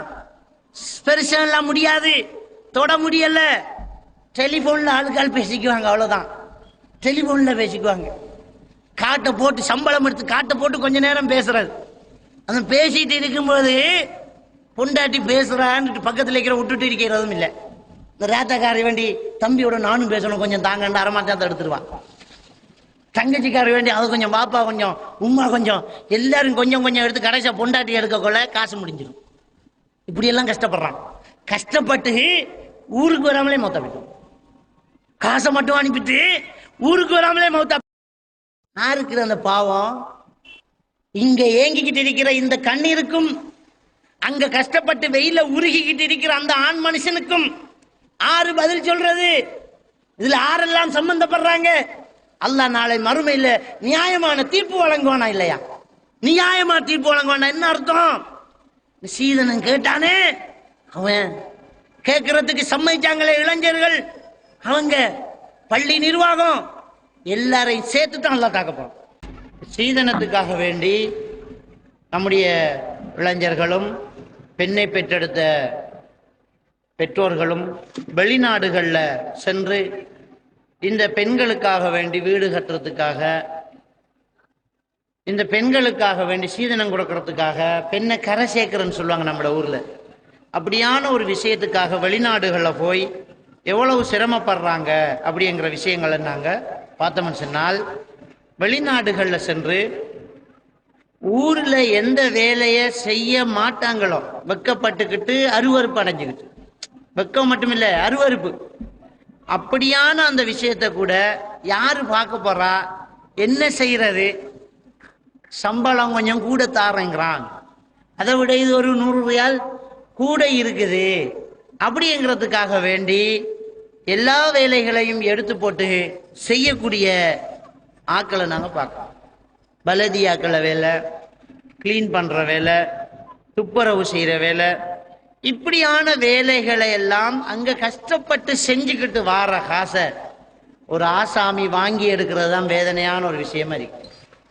இப்படியான ஒரு காசு பணத்தை இவர்கள் வாங்கி எடுக்கிறது, சீதனம் என்ற பேர்ல எடுத்துக்கிட்டு இருக்கிறது ஒரு வேதனையான ஒரு விஷயம். அடுத்த இந்த சீதன கொடுமையால இன்னொரு விஷயம் என்ன நடக்குது? பெற்றோர்கள் ஒதுக்கப்படுறாங்க. கல்யாணம் முடிச்சு கொடுத்த உடனே அது வரைக்கும் அவர் சொந்தமா கட்டின வீடு, அவர் சொந்தமா கட்டின வீட்டுல கடைசியாக அவர் ஒதுக்கி ஓரமாக்கப்பட்டு ஒரு வேலைக்காரனாகிறது. நிறைய மாமன்னார்மார் ஓச்சர் வேலை பார்த்துட்டு இருக்கிறாங்க. அவர் கட்டி கொடுத்த வீட்டுல அவர் வாங்கி கொடுத்த காரை எடுத்துக்கிட்டு வரும்போது இவர் கேட்ட துறக்கிறாள், காரை துறைச்சி வைக்கிறாள், கழுவி வைக்கிறாள்.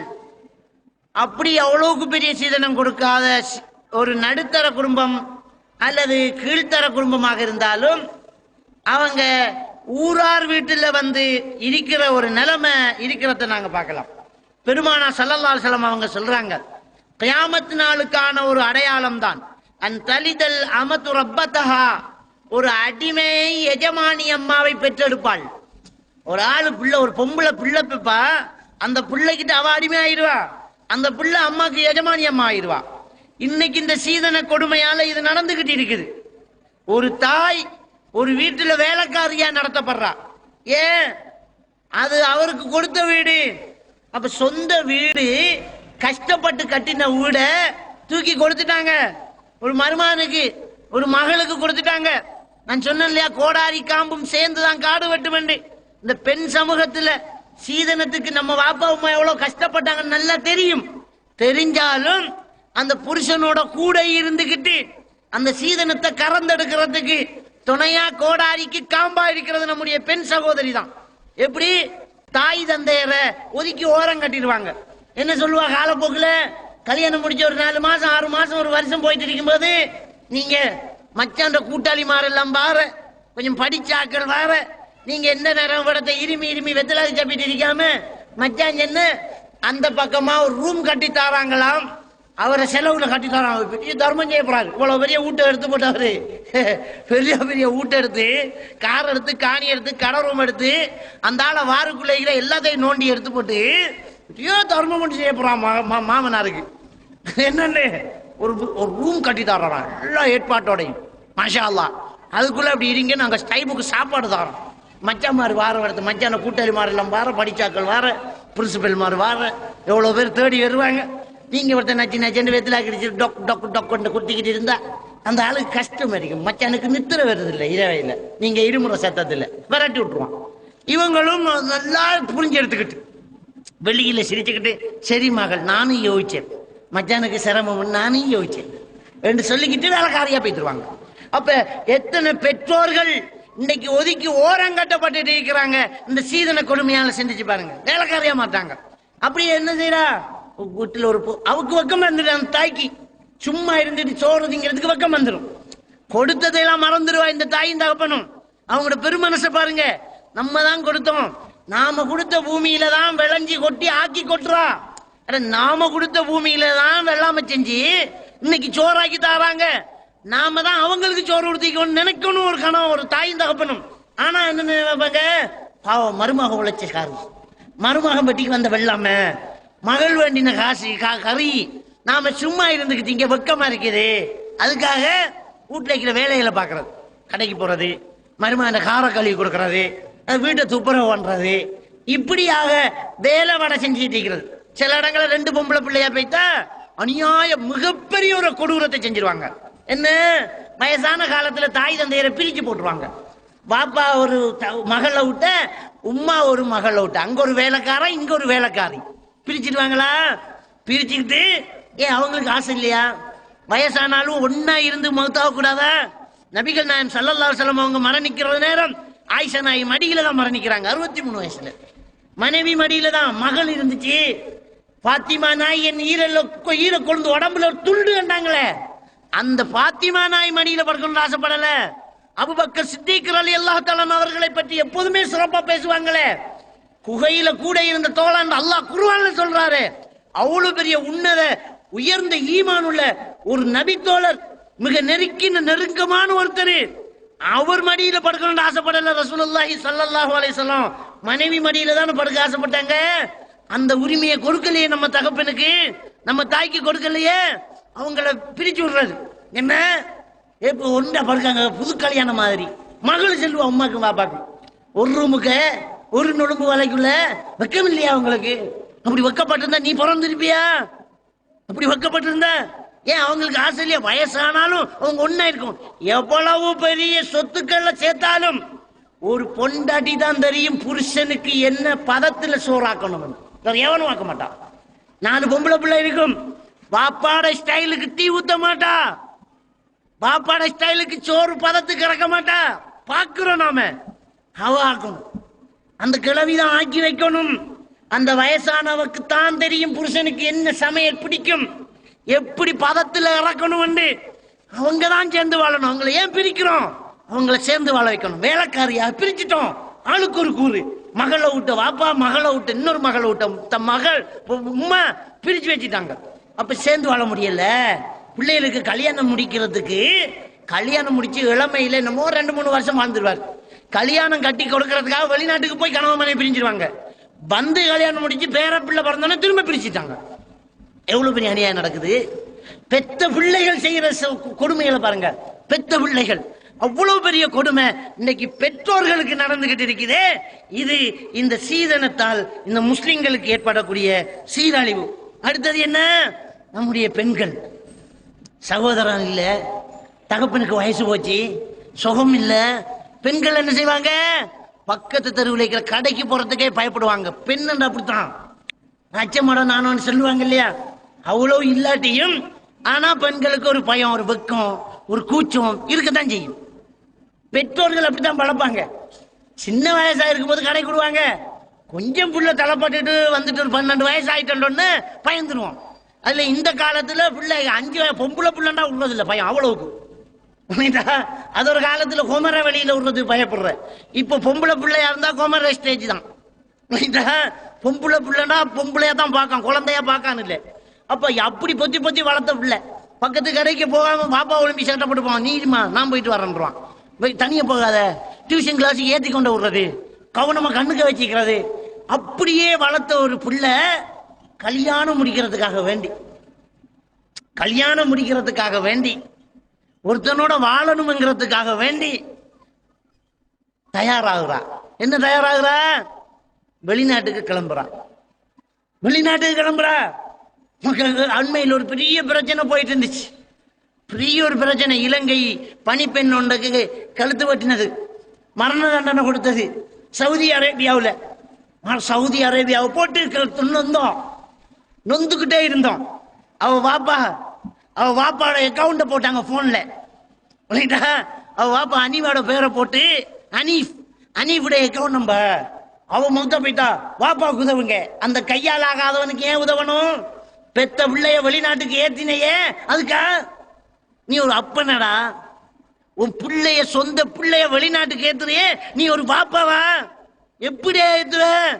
அந்த பச்சை பிள்ளைய வயசை கூட்டி போட்டு அந்த சின்ன பிள்ளைய ஏத்தினையே, உனக்கு உதவி செய்யணுமா? ஆற பிடிச்சு வட்டோம். நம்ம அனுப்பினவனை பிடிச்சு வட்டிருக்கணும், பேர வயசை கூட்டி போட்டவனை பிடிச்சு வட்டிருக்கணும். அதெல்லாம் விட்டுட்டு நாட்டை பிடிச்சிக்கணும். இஸ்லாமிய சட்டத்தை நொந்துக்கிறோம். என்ன மன்னிக்கலாம் தானே? மன்னிக்கலாம் என்ன? மலிக் அப்துல்லா மகனை கொண்டவர். மலிக் அப்துல்லா, சவுதி நாட்டு மன்னர் மலிக் அப்துல்லா இருக்கார் இல்லையா, மகன் கூட்டாளிமாரோட கார் ரேஸ் ஓடுறாங்க. ஒருத்தன் வந்துட்டான். 2ஆவதா வந்தான் மலிக்குடைய மகன், அப்துல்லாவுடைய மகன். 2ஆவதா வந்த உடனே ஷூட் பண்ணிட்டான் ரோட்ல வச்சு. போலீஸ் பிடிச்சிட்டு மன்னர் என்ன சொன்னார் தெரியுமா? கழுத்து வெட்டு, என் புள்ளன்னு பார்க்காத, சட்டத்தை சரியா. மன்னர் அப்துல் அசீஸ் உடைய மகள் ஒருத்தனோட ஓடி போறான். பிடிச்சிட்டாங்க போலீஸால. ஓடி போய் விசாரிக்கிறாங்க. அவங்க நேரத்தோடைய சேர்ந்துட்டாங்க செய்தி ஊர்ஜிதமாகுது. மகளை போட சொல்றான் மன்னர் அப்துல் அசீஸ். மகளை போட சொன்னான். சட்டம் தப்பு நடக்குது, அது வேற விஷயம். தப்பு நடக்குதுதான். ஹஜ்ஜிக்கு போறதா இருந்தா, உம்ராக்கு போறதா இருந்தா மகுரம் கூட வரணும்ங்கிற அந்த சட்டம். வேலைக்காரருக்கு ஹத்தாமா பணிப்பெண் வாரத்துக்கு மகுரம் கேட்கலங்கிறது தப்பு தான். நான் எல்லாத்தையும் வாபஸ் வாங்கல, எல்லாம் சரின்னு சொல்லல. இன்னமோ சட்டம் சரியா செய்யறாங்க, அதை கூட கொச்சப்படுத்துறான். அனுப்பினவன் இப்படி. நம்ம பெண்கள் போய் அங்க கஷ்டப்படுறாங்க. யாரால? பூ மாதிரி பொத்தி வைக்க வேண்டியத, மறைஞ்சிருக்க வேண்டியத, இங்க இருந்து வெளிநாட்டுக்கு போய் வேலை செய்யறான்.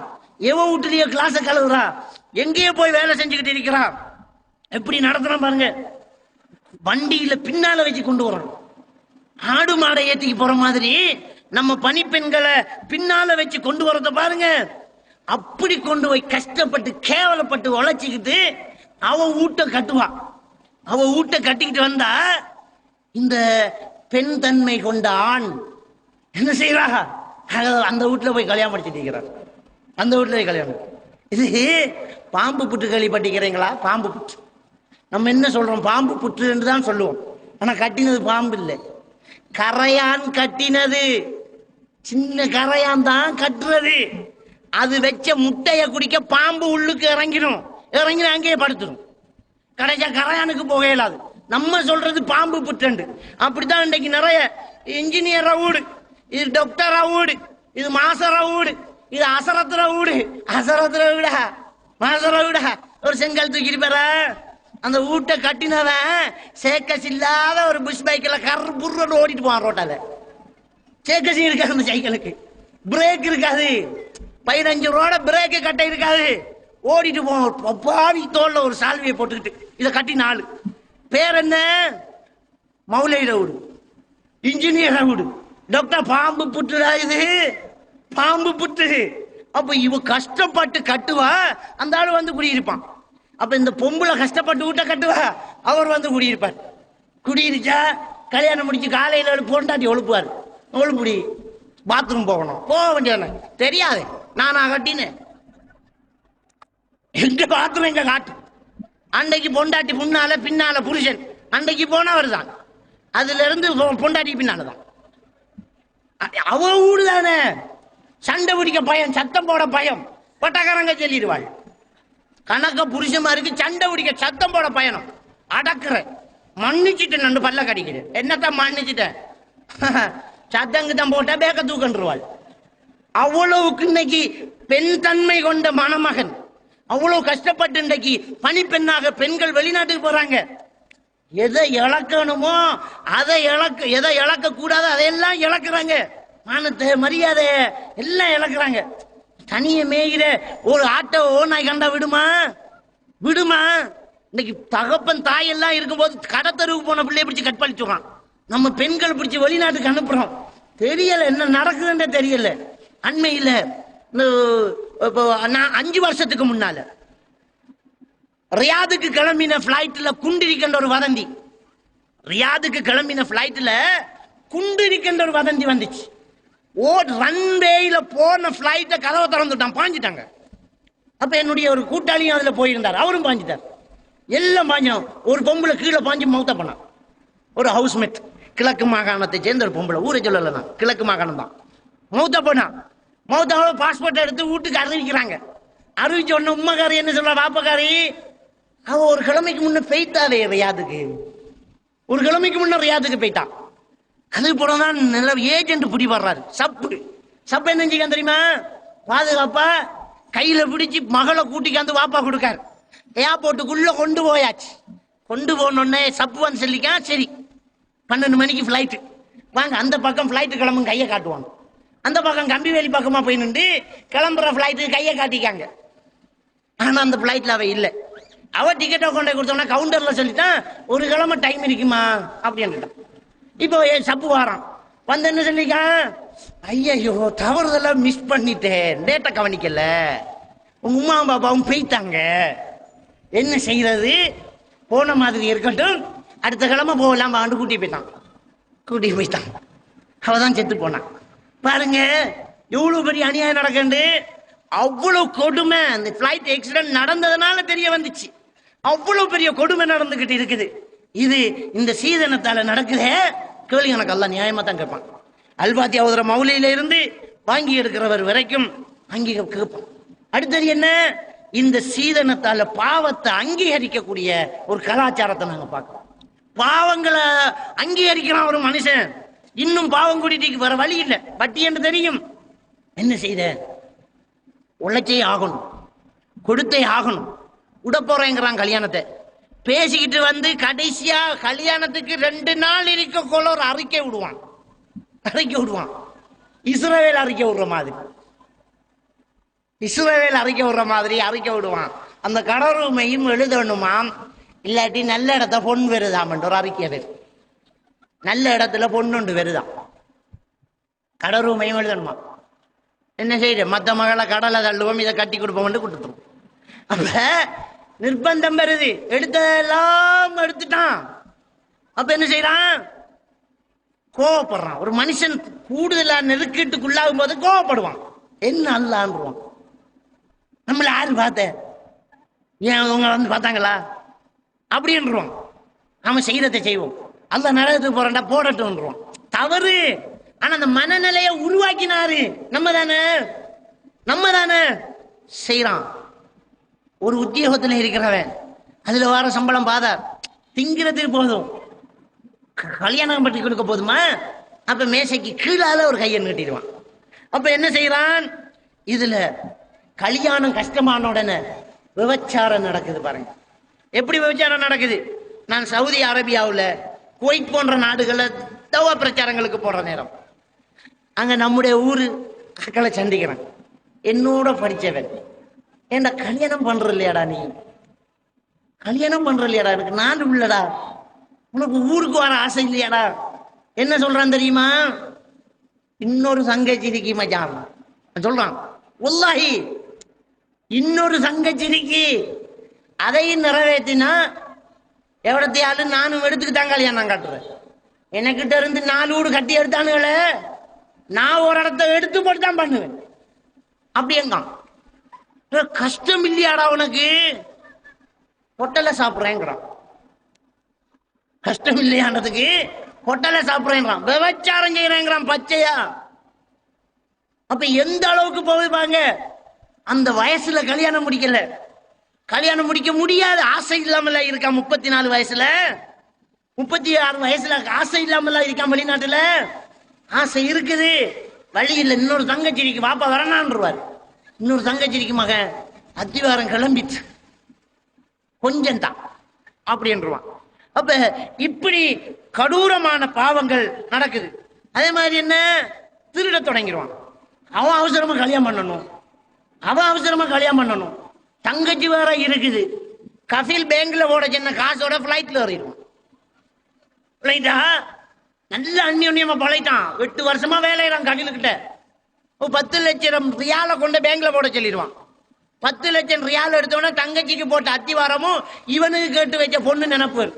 எத்தனை நாளைக்கு ஹோட்டல்ல சாப்பிடுறது? சொந்தமா ஒரு கல்யாணம் பண்றது இல்லையா?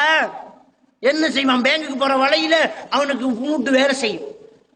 வேற வழியே இல்லை, தௌபா செய்வோம். வேற வழியே இல்லை, தௌபா செய்வோம். நெக்ஸ்ட் பிளைட்டை புக் பண்ணி வந்துடுவான். நான் குவைத்துக்கு போயிருந்த நேரம் ஒரு அரபி எங்க ஊர் ஒரு ஆளை பத்தி விசாரிச்சார். என்ன செய்யறாரு? இருக்காரு, நல்லா இருக்காரு. சுருட்டிட்டு வந்தார். பல லட்சம் ரியால சுருட்டிட்டு, டாலர், குவைத் டாலர், கேடியன்னு சொல்லுவாங்க. குவைத் டாலர் பல லட்சத்தை திருடிட்டு வந்துட்டாராம். நான் சொன்னேன் வாங்க, ஆளை பிடிச்சு தரேன் வாங்கன்ற. பிடிச்ச கள்ளம் தானே காட்டி கொடுக்கணும், கொண்டு வாங்க காட்டி தரேன், இங்க வசதியா தான் இருக்கிறான் வாங்க அப்படின்னு கூப்பிட்டேன். அதுக்கு கவியில் என்ன சொல்லலாம் தெரியுமா? ஹலிஃபா ஐந்தல்லா, இதுக்கு என்னது சில்ல கேட்கிற, மறுமையில எல்லாம் பார்த்துக்கலாம் விட்டுடுங்க. அவனுக்கு அது கணக்கு இல்லை. அவன் மறுமையில், மறுமை நம்பிக்கை அவனுக்கு. திருட்டு நடந்துகிட்டு இருக்குது.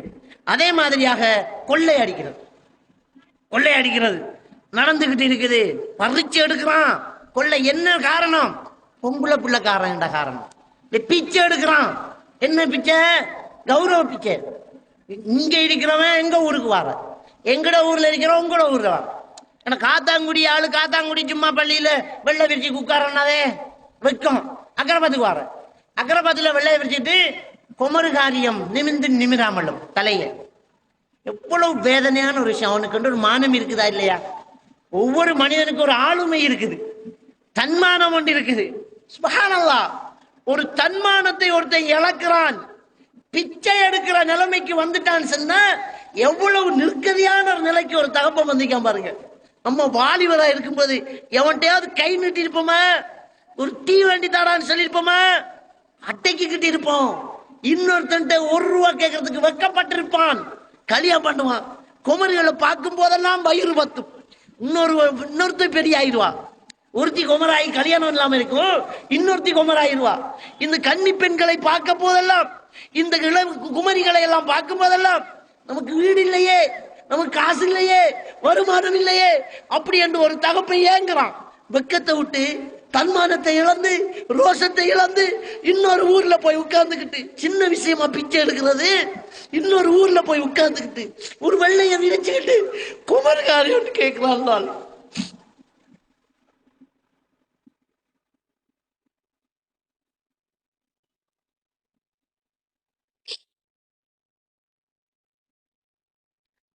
பிச்சை எடுக்கிறான் என்றால் எவ்வளவு பெரிய மனவேதனை அவனுக்கு இருக்கும். அவன் மனம் படுற பாடு யாருக்கு தெரியும்? அவன் உள்ளுக்குள்ள அழக்கூடிய அழுகை யாருக்கு தெரியும்? அவன் ரோஷம் யாருக்கு புரியும்? இதையெல்லாம் அல்லாஹ் விடுவானா? இவ்வளவு கேள்விகளை கேட்பார். இதுக்கெல்லாம் பதில் சொல்ல வேண்டிய மாப்பிள்ளைமார்களும், இந்த சீதனத்துக்கு வக்காலத்து வாங்குற மௌலைமார்களும், இதுக்கு பள்ளி நிர்வாகிகளும் நாளை மறுமையில நிறுத்தப்படுவாங்களா இல்லையா? இவ்வளவு ஒரு வேதனையான ஒரு விஷயம். இவ்வளவுக்கு இந்த சீதன கொடுமையால் ஒரு மனிதன் தாக்கப்படுறானே, இதை இந்த சமூகத்தில் ஒருத்தன் ஒரு வீடு தான் கட்டுறது. அவன் வீடு கட்டினா ஒருத்தனுக்கு ஒரு சுமைதான். உனக்கு 3, 4, 5, 6, 7, 8, 9, 10 பிள்ளை பிறக்கட்டும், 10 பொம்பளையா பிறக்கட்டும், கவலைப்பட வேண்டியதில்லை. அவன் மட்டும்தான் ஒரு வீடு தான். உழைக்க வீடு பெருக்கும், உழைக்க கார் ஓடுவான். இன்னைக்கு பைக் ஓடிட்டு போறானே, தேத்தனி கடை தொங்கல் இருந்துகிட்டு டீ குடிக்கானே ஒரு கிழவன், வசதி இல்லாம வீடி பத்துறானே ஒரு கிழவன், அவன் உண்மையிலேயே ஏழை கிடையாது, அவன் உண்மையிலேயே பிச்சைக்காரன் கிடையாது. அவன் சொத்தை கணக்கு போட்டு பாருங்க. ஓட்டு பொம்பளை பிள்ளை அவனுக்கு இருந்தா அவன் கோடீஸ்வரன். ஓட்டு பொம்பளை பிள்ளை காரணம் இருந்தா பாருங்க, அவன் காரோல வந்து டீ குடிக்க வேண்டியவன், அவன் கார்ல வந்து டீ குடிக்க வேண்டியவன். இந்த கயவன் கைக்கு கொடுத்ததனால கைக்கூலியாக அவன் இன்றைக்கு ஒத்தையா வந்துட்டு நிக்கிறான், ஒரு பைக்கில் ஓடிட்டு இருக்கிறான், நடந்து வந்துகிட்டு இருக்கிறான். சிந்திச்சு பாருங்க, இவ்வளவு பெரிய அநியாயம் இந்த சீதனம். இது இன்றைக்கு இந்த சமூகத்துல நடக்கிறது. அடுத்தது என்ன? வட்டி. வட்டிக்கு வாங்கி கல்யாணம் பண்றது, அடகு வைக்கிறது, எல்லாமே சாதாரண வச்சு. மனசு நொந்தால், ஒரு மனுஷன் மனசு வேதனைப்பட்டா என்ன செய்ய கூடாதோ செஞ்சிருவாங்க. வந்தவா போனப்போ பிள்ளை அப்படின்றோம். என் பிள்ளைகளை பார்க்க முடியுமா? எனக்கு என்னுடைய குமரிகளை பார்க்க முடியுமா? அந்த வேதனை ஒரு பெற்றோருக்கு இருக்குது. பொம்பளை பிள்ளை என்ன செய்யும்? பொம்பளை பிள்ளை என்ன செய்யும் தெரியுமா? எனக்கு கல்யாணம் வேணாம் பாப்பா அப்படின்னு ஒரு பிள்ளை சொல். பாப்பா அம்மாட கஷ்டத்தை தெரிஞ்சுக்கிட்டு, இந்த சீதனம்பேங்கிற இந்த காளையர்களை பற்றி தெரிஞ்சுக்கிட்டு, மனசுக்குள்ள ஆசையை அடக்கிக்கிட்டு ஒரு பொம்பளை பிள்ளை என்ன சொல்லும்? கல்யாணம் வேணாம் பாப்பா. என்கிட்ட கவுன்சிலிங் ஒரு பிள்ளைய கூட்டிட்டு வந்தாங்க. 28 வயசா போச்சு, கல்யாணம் வேணுங்கிறான். ஏதாவது உளவியல் பிரச்சனையான்னு பாருங்கிறான். அந்த பிள்ளைகிட்ட பேசிட்டு போய் கடைசி அந்த பிள்ளை என்ன சொல்லு தெரியுமா? எங்க உமா வாப்பா இந்த கல்யாணம் கட்டுறதுக்காக இரவு நேரத்துல அழுதத்தை நான் ஒத்து கேட்டுக்கிருந்தேன். உமாவும் பாப்பாவும் எனக்கு பேசி வச்ச மாப்பிள்ளை கேட்ட சீதனத்தை பத்தி கதைச்சுக்கிட்டு உமாவும் பாப்பாவும் அழுதத்தை நான் ஒத்து கேட்டுக்கிருந்தேன். அன்றுல இருந்து என் மனசை கல்லாக்கிட்டேன். இப்படியே நான் சாகுறேன் சார். எனக்கு கல்யாணம் தேவையில்ல, மறுமையில நான் அல்லாஹ் கிட்ட காட்டி கொடுப்பேன். இவனை மறுமையில நான் அல்லாஹ் கிட்ட சொல்லுவேன், என் தாய் தகப்பன் கண்ணீர் சிந்துறதை என்னால தாங்க முடியல என்ற ஒரு பொம்பளை சொல்றா என்றால் எந்த அளவுக்கு கொடூரமான ஒரு விஷயம் பாருங்க. அப்போ கஷ்டம் என்று வந்தால் என்னெல்லாம் மனுஷன் சிந்திக்கிறான். வட்டி கூட ஒருத்தன் எடுக்கிறதுக்கு தயங்க மாட்டான். அல்லாஹ் தஆலா குர்ஆன்ல சொல்றான், யம்ஹகுல்லாஹு ரிபா வ யுர்பி ஸதகாத். அல்லாஹ் வட்டியை அழிப்பேன்ங்கறான். அல்லாஹ் குர்ஆன் சூரத்துல் பக்ரா 275 வசனம். நான் வட்டியை அழிப்பேன்ங்கறான், சதகாவை தர்மத்தை வளர்ப்பேங்கிறான். அப்ப இந்த வட்டி படுத்துற பாட்டை பாருங்க. இந்த வட்டி எந்த அளவுக்கு தலைவிரிச்சு ஆடுதுன்னு பாருங்க. எதுல? சீதனத்துல. இந்த சீதனங்கிற ஒரு சின்ன 3 எழுத்து வார்த்தை எத்தனை பாவங்களை உருவாக்குது பாருங்க. ஒட்டுமொத்த பாவத்தையும் உருட்டி திரட்டி உசுர் கொடுத்த சீதனம் ஓடும். எல்லா பாவத்துக்கும் பின்னணியில இந்த சீதனம், லஞ்ச ஊழலா எல்லாமே இந்த சீதனத்தில் இருக்கும் பாருங்க. சொத்து பங்குல மோசடி, சொத்து பங்குல மோசடி நடக்குது. சீதனம் ஒன்று வந்ததனால என்ன மோசடி? இருக்கிறதையெல்லாம் பொம்பளை பிள்ளை கொடுத்த உடனே ஒரு ஆம்பளை பிள்ளை நடுத்தருக்கு வந்துட்டான். அவனுக்கு சொத்தால கிடைக்க வேண்டிய ஒண்ணுமே கிடைக்க மாட்டாங்க. அடுத்த தலைப்பில் அதை பற்றி தெளிவா பேசப்படும். அப்போ ஒரு ஆள் ஒவ்வொருத்தருக்கும் சொத்து கிடைக்கும். அவங்க தாய் தகப்பன் சொத்துல இருந்து, சகோதரன் சொத்துல இருந்து, சித்தப்பா சொத்துல இருந்து, எல்லாருல இருந்து எல்லா வகையாலையும் சொத்துக்கள் கிடைக்கும். அந்த சொத்துக்கள் மோசடி செய்யப்படும். எல்லாம் பொம்பளை பிள்ளைக்கு போய் ஆம்பளை பிள்ளை என்ன சொல்றது? எவ்வளவுக்கிட்டையாவது போய் வேண்டிக்கிட்டு போடா அப்படின்னு. அது மட்டும் இல்லை, பாப்பா உம்மாட சொத்தையும் பொம்பளை பிள்ளையை கொடுத்துப்பட்டு இவனை வெளிநாட்டு கூட்டு அதையும் உறிஞ்சி எடுக்கிறாரு. ரத்தம் குடிக்கிற மூட்டை பூச்சி மாதிரி மறைஞ்சி இருந்துகிட்டு இந்த சீதனம் வாங்குற மூட்டை பூச்சிகள் நிறைய பேரை உழைப்ப உறிஞ்சிக்கிட்டு இருக்கிறாங்க. மாமனார உழைப்ப உறிஞ்சிறான், மாமியா சொத்தை உறிஞ்சிறான், அவன் கல்யாணம் பண்ண போற புள்ள வெளிநாட்டுக்கு போய் உழைச்சு அதையும் உறிஞ்சிறான், மச்சினமார உறிஞ்சிறான், எல்லாம் உறிஞ்சி எடுத்துட்டு ஏப்பம் விடுறான். பேர் என்ன? படிச்சவரான், MBBS படிச்சான், MA BA பட்டதாரியாம். அப்ப என்ன நடந்துகிட்டு இருக்குது? அநியாயம் நடந்து, சொத்து பங்குல மோசடி நடந்துகிட்டு இருக்கு. அல்லாஹ் சுப்ஹானஹு வ தஆலா சொத்து பங்கிட்ட சொல்லிட்டு சூரத் நிசாவுல சொல்றான், தில்க ஹுதூதுல்லாஹ், அல்லாஹ்வுடைய வரம்புகள் இவைகள். வமயுத்தில்லாஹ வ ரசூலுஹு, யார் அல்லாஹ்வுக்கும் அவனுடைய தூதருக்கும் வழிபடுகின்றார்களோ, யுத்கிலுஹு ஜன்னாத் தஜ்ரி மின் தஹ்திஹல் அன்ஹார் காலிதீன ஃபீஹா வ தாலிகல் ஃபௌஸுல் அஸீம். அல்லாஹ்வுக்கு வழிபடுறவர்கள் அல்லாஹ் சொர்க்கத்துக்குள் நுழைவிப்பான், அதில் ஆறுகள் ஓடிக்கொண்டிருக்கும், நிரந்தரமாக இருப்பார்கள். மகத்தான வெற்றி அதுதான் என்று அல்லாஹ் சொல்றான். எதை? சொத்து பங்கிட்ட சரியா எடுக்கிறது, அது மாறுறது அல்லாஹ்வுடைய வரம்புகள் மீறக்கூடாதுன்றான். அதை இன்றைக்கு மீறிட்டு இருக்குது. யாங்க எங்க சொத்து பங்கு இருக்குது? ஒரு வீட்டுல மையத்து விழுந்தா கணக்கெடுப்பு போகுது.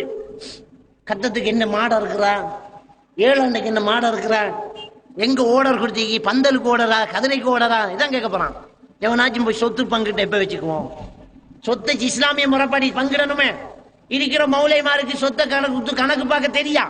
ஏன் அதான் செஞ்சே இல்லை. அந்த கணக்கு பாடம் நடக்கிறதே இல்லை. மதிச்சாவில் ஓதப்பட மட்டும்தான் தெரியாது. ஒரு இடத்தையும் நடக்கிறது இல்லை. அல்லாஹ்வுடைய ஒரு சட்டமே இல்லாம போகுது. இந்த சீதனத்தால நடந்துட்டு போகுது. அடுத்தது என்ன? சமூக பிரச்சனைகள் ஏற்பட்டுக்கிட்டு.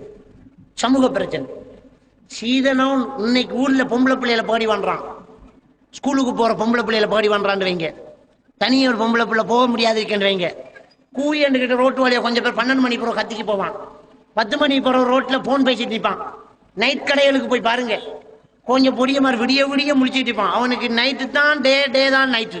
பகலைக்கெல்லாம் படுப்பான். உமா பாப்பா கஷ்டப்படுவா, பாப்பா வயல்ல வேலை செய்வா, கூட போய் உதவி செய்வான்னு நினைக்க மாட்டான். கடையில வலை இழுப்பார், அதுக்கு கூட போய் உதவி செய்ய மாட்டான்னு நினைக்க மாட்டான். பாப்பாட கடையில போய் நிக்க மாட்டான். அவன் ராஜா. மீசம் முளைச்சா அவனுக்கு ஒரு குவாலிபிகேஷன் வந்திருக்கு. என்ன குவாலிபிகேஷன்? சீதனம் எடுக்கிற குவாலிபிகேஷன். அவனுக்கு உடுப்பை பண்ணி கொடுப்பா உமா, ரீலோடுக்கு காசு கொடுப்பா பாப்பா, போன் பண்ணி கொடுப்பார் மச்சான், எல்லாம் நடந்துகிட்டு இருக்கு. அவனை ஒண்ணும் கேட்கறது. அப்ப திறந்து விட்ட மாடு நிறைஞ்சா ஊருக்குள்ள என்ன நடக்கும்? சாணி போடும்.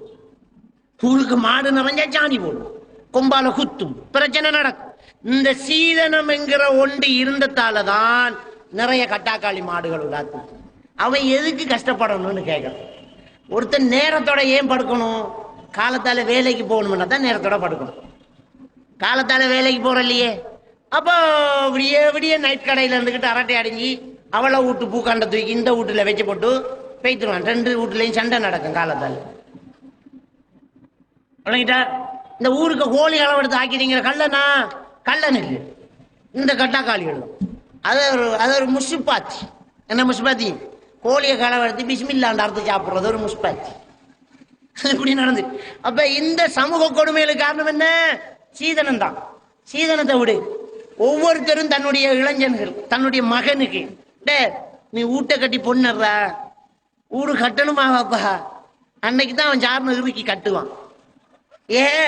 ஊடு கட்டணும். எப்படி சும்மா இருந்தா கல்யாணம் நடக்க போகுது? அவன் பையனை 20 வயசுலயே ரெடி ஆயிடுவான். பாப்பா வீடு முடிஞ்சு பொண்ணு பாருண்டா இருந்தோம். அவன் ஒரு வீடு கட்டும் போது தேவையில்லாத செலவு இருக்குமா? வீண் பிரியம் இருக்குமா? நான் எனக்கு வீடு கட்டுறேன், இதுல ஒரு 45,000 ரூபாய்க்கு வளைப்பேன் நான்.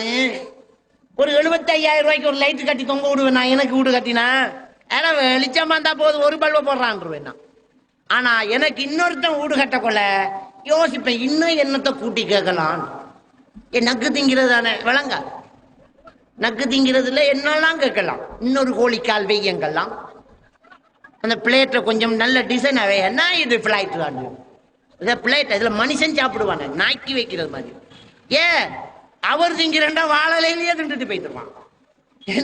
அப்போ ஒவ்வொருத்தரும் தனக்கண்டு வீடு கட்டும் போது வீண் விரயம் தவிர்க்கப்படும். அளவுக்கு கட்டிக்கு போவான்.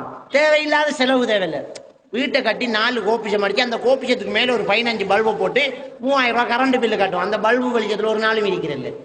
ரோட்டால போறோம் புதுனம் பாக்குறதுக்கு ஒரு பல்பு வீட்டை கட்டுவோம். கட்டியே இப்படி எல்லாம் அலங்கரிச்சா தான் நம்மளோட கருத்த பொண்ணுக்கு மாப்பிள்ளை எடுக்கலாம். பொண்ணை பாக்குறலையே, வீட்டைத்தானே பாக்குறேன். எல்லாம் நல்லா பிடிச்சிருக்கு பொண்ணை தவிர. ஆனா கல்யாணம் பண்ணுவான், கல்யாணம் பண்ணி போறான். அப்ப இன்னைக்கு இந்த சமூக கொடுமை நடக்குது.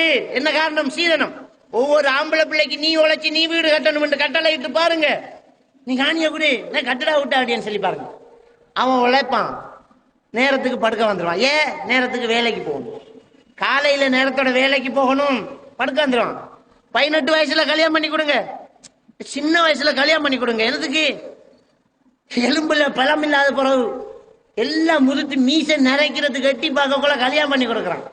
கல்யாணம் பண்ணி கொடுத்தா குடும்ப பிரச்சனை வந்தது. என்ன ஒன்றுமே இல்லையாங்க, சக்கதான் இருக்கும். அப்ப கல்யாணம்ங்கிறத இளைஞன பருவ வயசுல பண்ணி கொடு. நல்ல சின்ன வயசுல கல்யாணம் பண்ணி கொடு, அனுபவிக்கட்டும் ஹலால. அப்ப அனுபவிப்பான். அது தங்கச்சி கூடு கட்டு தாத்தா கூடு கட்டண்ட அவனை அப்படியே முத்த விட்டுட்டு அவனை கொண்டு வந்து கல்யாணம் பண்ணி கொடுத்தா என்ன வாழ்க்கை அப்படியம்மா, என்னடா 10 மணி போய்த்த வீட்டை போகலையானா, என்னத்த போய் வீட்ட அப்படியே இன்னும் 2 மணி தேவை நின்றுட்டு போவோமா. அப்போ தகராறு வந்துடும். அப்ப பருவவயசை தாண்டிய முதியோர்கள் திருமணம், பிள்ளை வளர்ப்புல சிக்கல் வரும் அப்படின்னு உளவியலாளர்கள் சொல்றாங்க. டாக்டர் கிளாக்கஹல் சொல்றார், வயதானவர்கள் திருமணம் முடித்தால் குழந்தை வளர்ப்பில் சிக்கல் வரும். ரெண்டு இளமை உள்ள ஒருத்தர் குழந்தையை பெற்றுக்குவார், நல்ல இளமை, அவருக்குள்ள ஓடும் விளையாடும். பிள்ளைகளுக்கு டயர்டு இருக்காது. பிள்ளைகள் இருக்குது இல்லையா, அது ஓடி விளையாடு, விலைக்கு களைப்பில்லை. நம்ம ஒரு 1/2 மணி 10 நிமிஷம் ஓடினா அப்பாண்டு ஒரு கதிரையை பிடிச்சி உட்காரணும். ஆனா பிள்ளை இந்த பயானுக்கு கூட்டு வச்சிருப்பீங்க, பிள்ளைகளை வந்ததுல இருந்து இன்றைக்கு வரைக்கும் ஓடிக்கிட்டு இருக்கீங்க. வந்ததுல இருந்து இன்ன வரைக்கும் ஓடும். 10 மணி வரைக்கும் பயானா ஓடும், 11 வரைக்கும் ஓடும். கொண்டை குளிப்பாட்டி அடிச்சு படுக்க வைக்கணும், அவனுக்கு டயர்ட் இருக்காது. அப்போ ஒரு இளமை உள்ள ஒரு தகப்பன் தான் பிள்ளையோட சேர்ந்து ஓடி விளையாடுவான். இவருக்கு டயர்டு வந்தோடனே கோவத்தை பிள்ளை டயர்டாரு, என்ன பர்றா பேசாம சத்தம் போட்டு பர்றா அப்படின்றார். பர்றானா படுத்துருவான் பிள்ளை. பிள்ளை உளவியல் ரீதியா பாதிக்கப்படுது. அதனால்தான் டாக்டர் கிளாக்கஹல் சொல்றார், இளமையில் திருமணம் முடித்தவர்களால் ஆரோக்கியமான குழந்தைகளை உருவாக்க முடியும். வயோதிப திருமணங்களால் குழந்தைகள் உளவியல் ரீதியாக பாதிக்கப்படுறாங்க. எல்லாம் இழந்து போகுது பாருங்க இந்த சீதனத்தால. இப்படியான பிரச்சனைகள் இந்த சீதனத்தால ஏற்படுது. சமூக கொடுமைகள், உளவியல் ரீதியான பிரச்சனைகள் இந்த சீதனத்தால் உருவாயிட்டு இருக்கு. ஒரு பிள்ளை என்ன தொழில் போகணும், என்னத்துக்கு தொழில் போகணும். ஒரு பொம்பளை பிள்ளைய பாருங்க, இடுப்புக்கு அதுக்க வீடு சுத்துவா, பொம்பளை பிள்ளை வீடு சுத்துவா, பேக் கொட்டுவா, சின்ன சின்ன சட்டைகளை தச்சு ரெடிமேட் செய்வா, கடைக்கு வேலை போ, எல்லா வேலையும் அள்ளி போட்டு தலையில செய்வா, அதுக்குள்ள சமைச்சு வைப்பான். அந்த வீட்டுல ஒரு ஆம்பளை பிள்ளை வைப்பான், அவனு செய்ய மாட்டான். ஏன்? அவனுக்கு தான் எவ்வளோ ஒருத்தி வேலை செஞ்சுக்கிட்டு இருக்காளே, அவனுக்கு தான் எவனோ ஒருத்தன் வெளிநாட்டுல உழைச்சு கொட்டிக்கிட்டு இருக்கானே, அவன் எதுக்காக கஷ்டப்படணும்? ஊடு கட்ட வேண்டிய பெண் கஷ்டப்படுறான், மாத்தி போடு. சீதனம் இல்ல, ஒவ்வொருத்தனும் அவன் அவன் ஊடு கட்டன்னு பாரு. நம்முடைய பெண்கள் அழகா இருப்பாங்க. ஏன்? அதான் அழகா 5 மாதிரி வீட்டுல பக்குவமா இருக்கப்படுறாங்களே, ரொம்ப அழகா சந்தோஷமா இருப்பாங்க, கஷ்டப்பட மாட்டாங்க. ரோட்ல ஒரு பொம்பளை சுதந்திரமா போகலாம். ஏன்? அவளை கிண்டல் பண்ணிக்கிட்டு நிக்கிறத இன்னொரு 100 ரூபா உழைச்சிருவான் அவன் போய். 20 வயசு பையன், பயமா இருக்கும் பொம்பளை பிள்ளைய கிட்டுவான். எப்படி கிட்டுவான்? அவனு தான் பொண்டாட்டி இருக்குதே. யூனிவர்சிட்டிக்கு போறான் ஒருத்தன், அங்க இருக்கிற பொம்பளையோட உட்கார்ந்து ஓரமா மரத்துக்கு கீழே கொஞ்சிக்கிட்டு இருப்பானா? இருக்க மாட்டான். ஏன்? அவன் தான் கல்யாணம் முடிச்சுட்டு போய்க்கான். கல்யாணம் முடிச்சுட்டு போற படி, யூனிவர்சிட்டி போ, டெவலப் ஆகு. இப்படியான விஷயங்கள் எல்லாம் இருக்கிறது. அடுத்து என்ன? கல்வியின் இலக்கு சுருங்குது. நம்ம டிப்ளமா முடிக்கிறோங்க, டாக்டரா முடிச்சா சரி. யூனிவர்சிட்டிக்கு செலக்டட் மெசேஜ் வந்ததோடைய கார் கடவுள நிற்கும் பேசனோட உங்களோட பிள்ளை எங்களுக்கு தான். எது எது எந்த பிள்ளை? அந்த மூத்த மாடு, அந்த மாடை எங்கட கவனிக்க கட்டுங்க. மாட்டுக்கு விலை வைக்கிறோம், மாட்டுக்கு. அப்ப எல்லாம் கொடுத்தாச்சு. அப்ப மருமகன் யூனிவர்சிட்டி போறதுக்கு ஒரு பல்சர் பைக் கொண்டு மாமனார் வேண்டித்தார் அரெடுக்கலாம். அட்வான்ஸ், மாட்டுக்கு அட்வான்ஸ், அட்வான்ஸ் பல்சர் பைக்கில் அட்வான்ஸ் வேண்டிய. பல்சர் பைக்கில் அட்வான்ஸ்டா கார் சுவர்ன்றது விளங்கிடும். யூனிவர்சிட்டிக்கு பெயில் ஆனா தானே இன்னைக்கு பிரச்சனை. வந்த பெட்ரோல் காசு இருந்து கேட்பான். அப்ப எல்லாத்தையும் கொடுத்து படிக்க விட்டா இவனுக்கு தான் எல்லாம் கிடைச்சிட்டு, இவனுக்கு தான் எல்லாம் கிடைச்சி. எம்பிபிஎஸோட க்ளோஸ். அதுக்கு மேல இருந்து கஷ்டப்பட்டு கண்பிடிச்சு எக்ஸாம் எடுத்து படி. அப்ப அதுல ஒரு ஸ்பெஷல் செய்யறது. அப்ப ஒருவனுடைய கல்வியினுடைய இலக்கு சுருங்குது. சீதனம் கிடைச்சதோட ஓகே, அதுக்கு மேல என்னல்ல இழுக்கிறது இல்ல. அப்ப பாருங்க, அப்ப கல்வியின் இலக்கு சுருங்கிறது காரணமும் இந்த சீதனமா இருக்குது. அடுத்தது என்ன? சீதனத்தை வாங்க மாட்டோம் அப்படின்னு வாக்கு கொடுத்திருக்கிறோம். 2008ஆம் ஆண்டு இந்த ஊர்ல கொடுத்த வாக்கு தான் இது. வாக்கு கொடுத்திருக்கிறோம், சீதனம் வாங்க மாட்டோம். ஒவ்வொருத்தரா ஏறி வாக்கு காப்பாற்றணும், வாக்கு காப்பாற்றணும். ஒரு உம்மா உட்றா இல்ல, உம்மா நஞ்சு குடிப்பேன்னுங்க வாக்கு கொடுத்துருவாரு, சீதனை தௌஹி தண்டுருவாரு. அந்த கல்யாணம் கேட்டுக்கிறவங்கள ஆளை பள்ளி பக்கம் காணல, ஆளை பள்ளி பக்கம் காணல. என்னன்னுடா உங்களுக்கு என்ன தெரியும், கடும் பிரச்சனை. உமாவோட சரியான இறக்கம் இவருக்கு. அப்ப கல்யாணம் இறக்கலாம், உமாவோட இறக்கம். அதுக்கு முன்ன பள்ளிக்கூடத்துக்கு போடான்னு தலையில அடிச்சிருப்பா, போக மாட்டான். சீதனம் வாங்காட்டி நஞ்சு குடிப்பேன்னும்பா, விழுவோம். உமா தாய் தாய் சொல்ல தட்டாதன்னு பண்ணியிருந்தோம். வாக்க காப்பாற்றணும். அடுத்தது என்ன? வாங்கினவங்க திருப்பி கொடுக்கணும். வாங்கினவங்க என்ன செய்யணும்? திருப்பி கொடுக்கணும். எனவே இந்த சீதனத்தால இன்னும் நிறைய சீர்கேடுகள் சமூகத்தில் நடந்துகிட்டு இருக்குது. அதுல இருந்து நாங்க விடுபடணும் என்றால் நாங்க வாங்க கூடாது என்று உறுதிமொழி கொடுப்போம். வாங்கியவர்கள் திருப்பி கொடுப்போம். நம்முடைய ஆண்களையும் நம்முடைய சகோதரங்களையும் நம்முடைய பிள்ளைகளையும் நாமும் சீதனம் இல்லாம உரிமையோடு திருமணம் முடிப்போம். இறுதியா ஒரு சின்ன விஷயத்தை சொல்லிக்கிறேன். நம்ம கோடாரி காம்புகள் இருக்குது இல்லையா, பெண் சமூகம். இந்த பெண் சமூகத்துல இன்னொரு நோய் இருக்குது. என்ன நோயண்டா, சீதனம் இல்லாம ஒரு மாப்பிள்ளை வந்தா தம்பிக்கு நம்ம குறையாய்க்கும் என்று கதைக்கும். இது ஒரு பெரிய பிரச்சனை. அவன் நல்லாக்கு பயந்து சீதனம் இல்லா கல்யாணம் பண்ண பண்ணிட்டு ஒன்றும் நான் பிள்ளைய மட்டும் தாங்க கொண்டோன்னே என்ன ஒன்றும் தேவையில்லைங்க. ஆண்மகின்மை இல்லையோ, ஒருத்தரும் பொன் கொடுக்காங்க இல்லையோ, இது ஒரு பெரிய பிரச்சனை ஆம்பளைகளுக்கு. அப்ப வாரத்தை எடுக்க தெரியா நம்ம ஆக்களுக்கு. அப்ப அடிபட்டு பழகின சமூகம் அன்பா வாரம் எடுக்க தெரியல. ஆகவே அருகே வரதனை கொடுமை காரணமாக இளம்பெண் தீக்குளித்து தற்கொலை செய்து கொண்டார். குமரி மாவட்டம் சுசீந்திரத்தை அடுத்த மயிலாடியைச் சேர்ந்த கிறிஸ்டோபர் என்பவரின் மனைவி ஞான சுபிதா. இவரிடம் மாமியார் ரோஸ், லெட்பாய் உள்ளிட்ட உறவினர்கள் வரதட்சணை வாங்கி வருமாறு கொடுமைப்படுத்தியதாக கூறப்படுகிறது. இதனால் மனமுடைந்த ஞான சுபிதா தீக்குளித்து தற்கொலை செய்து கொண்டார். இதையடுத்து ஞான சுபிதாவின் உடலை வாங்க மறுத்து அவரது உறவினர்கள் கன்னியாகுமரி அரசு மருத்துவமனையில் திடீர் போராட்டத்தில் ஈடுபட்டனர். மாப்பிள்ளைலாம் சேர்ந்து பிள்ளை இருக்க விடாம வரைச்ச கொடுமையால பிள்ளை அதனால செத்துச்சு. தீ வச்ச காரணால அவங்க தான் தீ வச்சது. இந்த பிள்ளை எதுவுமே கிடையாது. இந்த சாவுக்கு சம்பந்தமான அந்த குடும்பத்தில் உள்ள எல்லாரையும் உடனே அரெஸ்ட் பண்ணணும். தகுந்த நியாயம் கிடைக்கணும். அதுக்கு பிறகுதான் நாங்கள் பாடி எடுப்போம் அப்படிங்கறதுல முடிவில் நாங்கள் இருக்கிறோம். வரதட்சணை கேட்டு ஞான சுபிதாவை கொடுமைப்படுத்திய அவரது மாமியார் ரோஸ், லெட்பாய் உட்பட 5 பேரையும் உடனடியாக கைது செய்ய வேண்டும் என ஞான சுபிதாவின் உறவினர்கள் வலியுறுத்தினர்.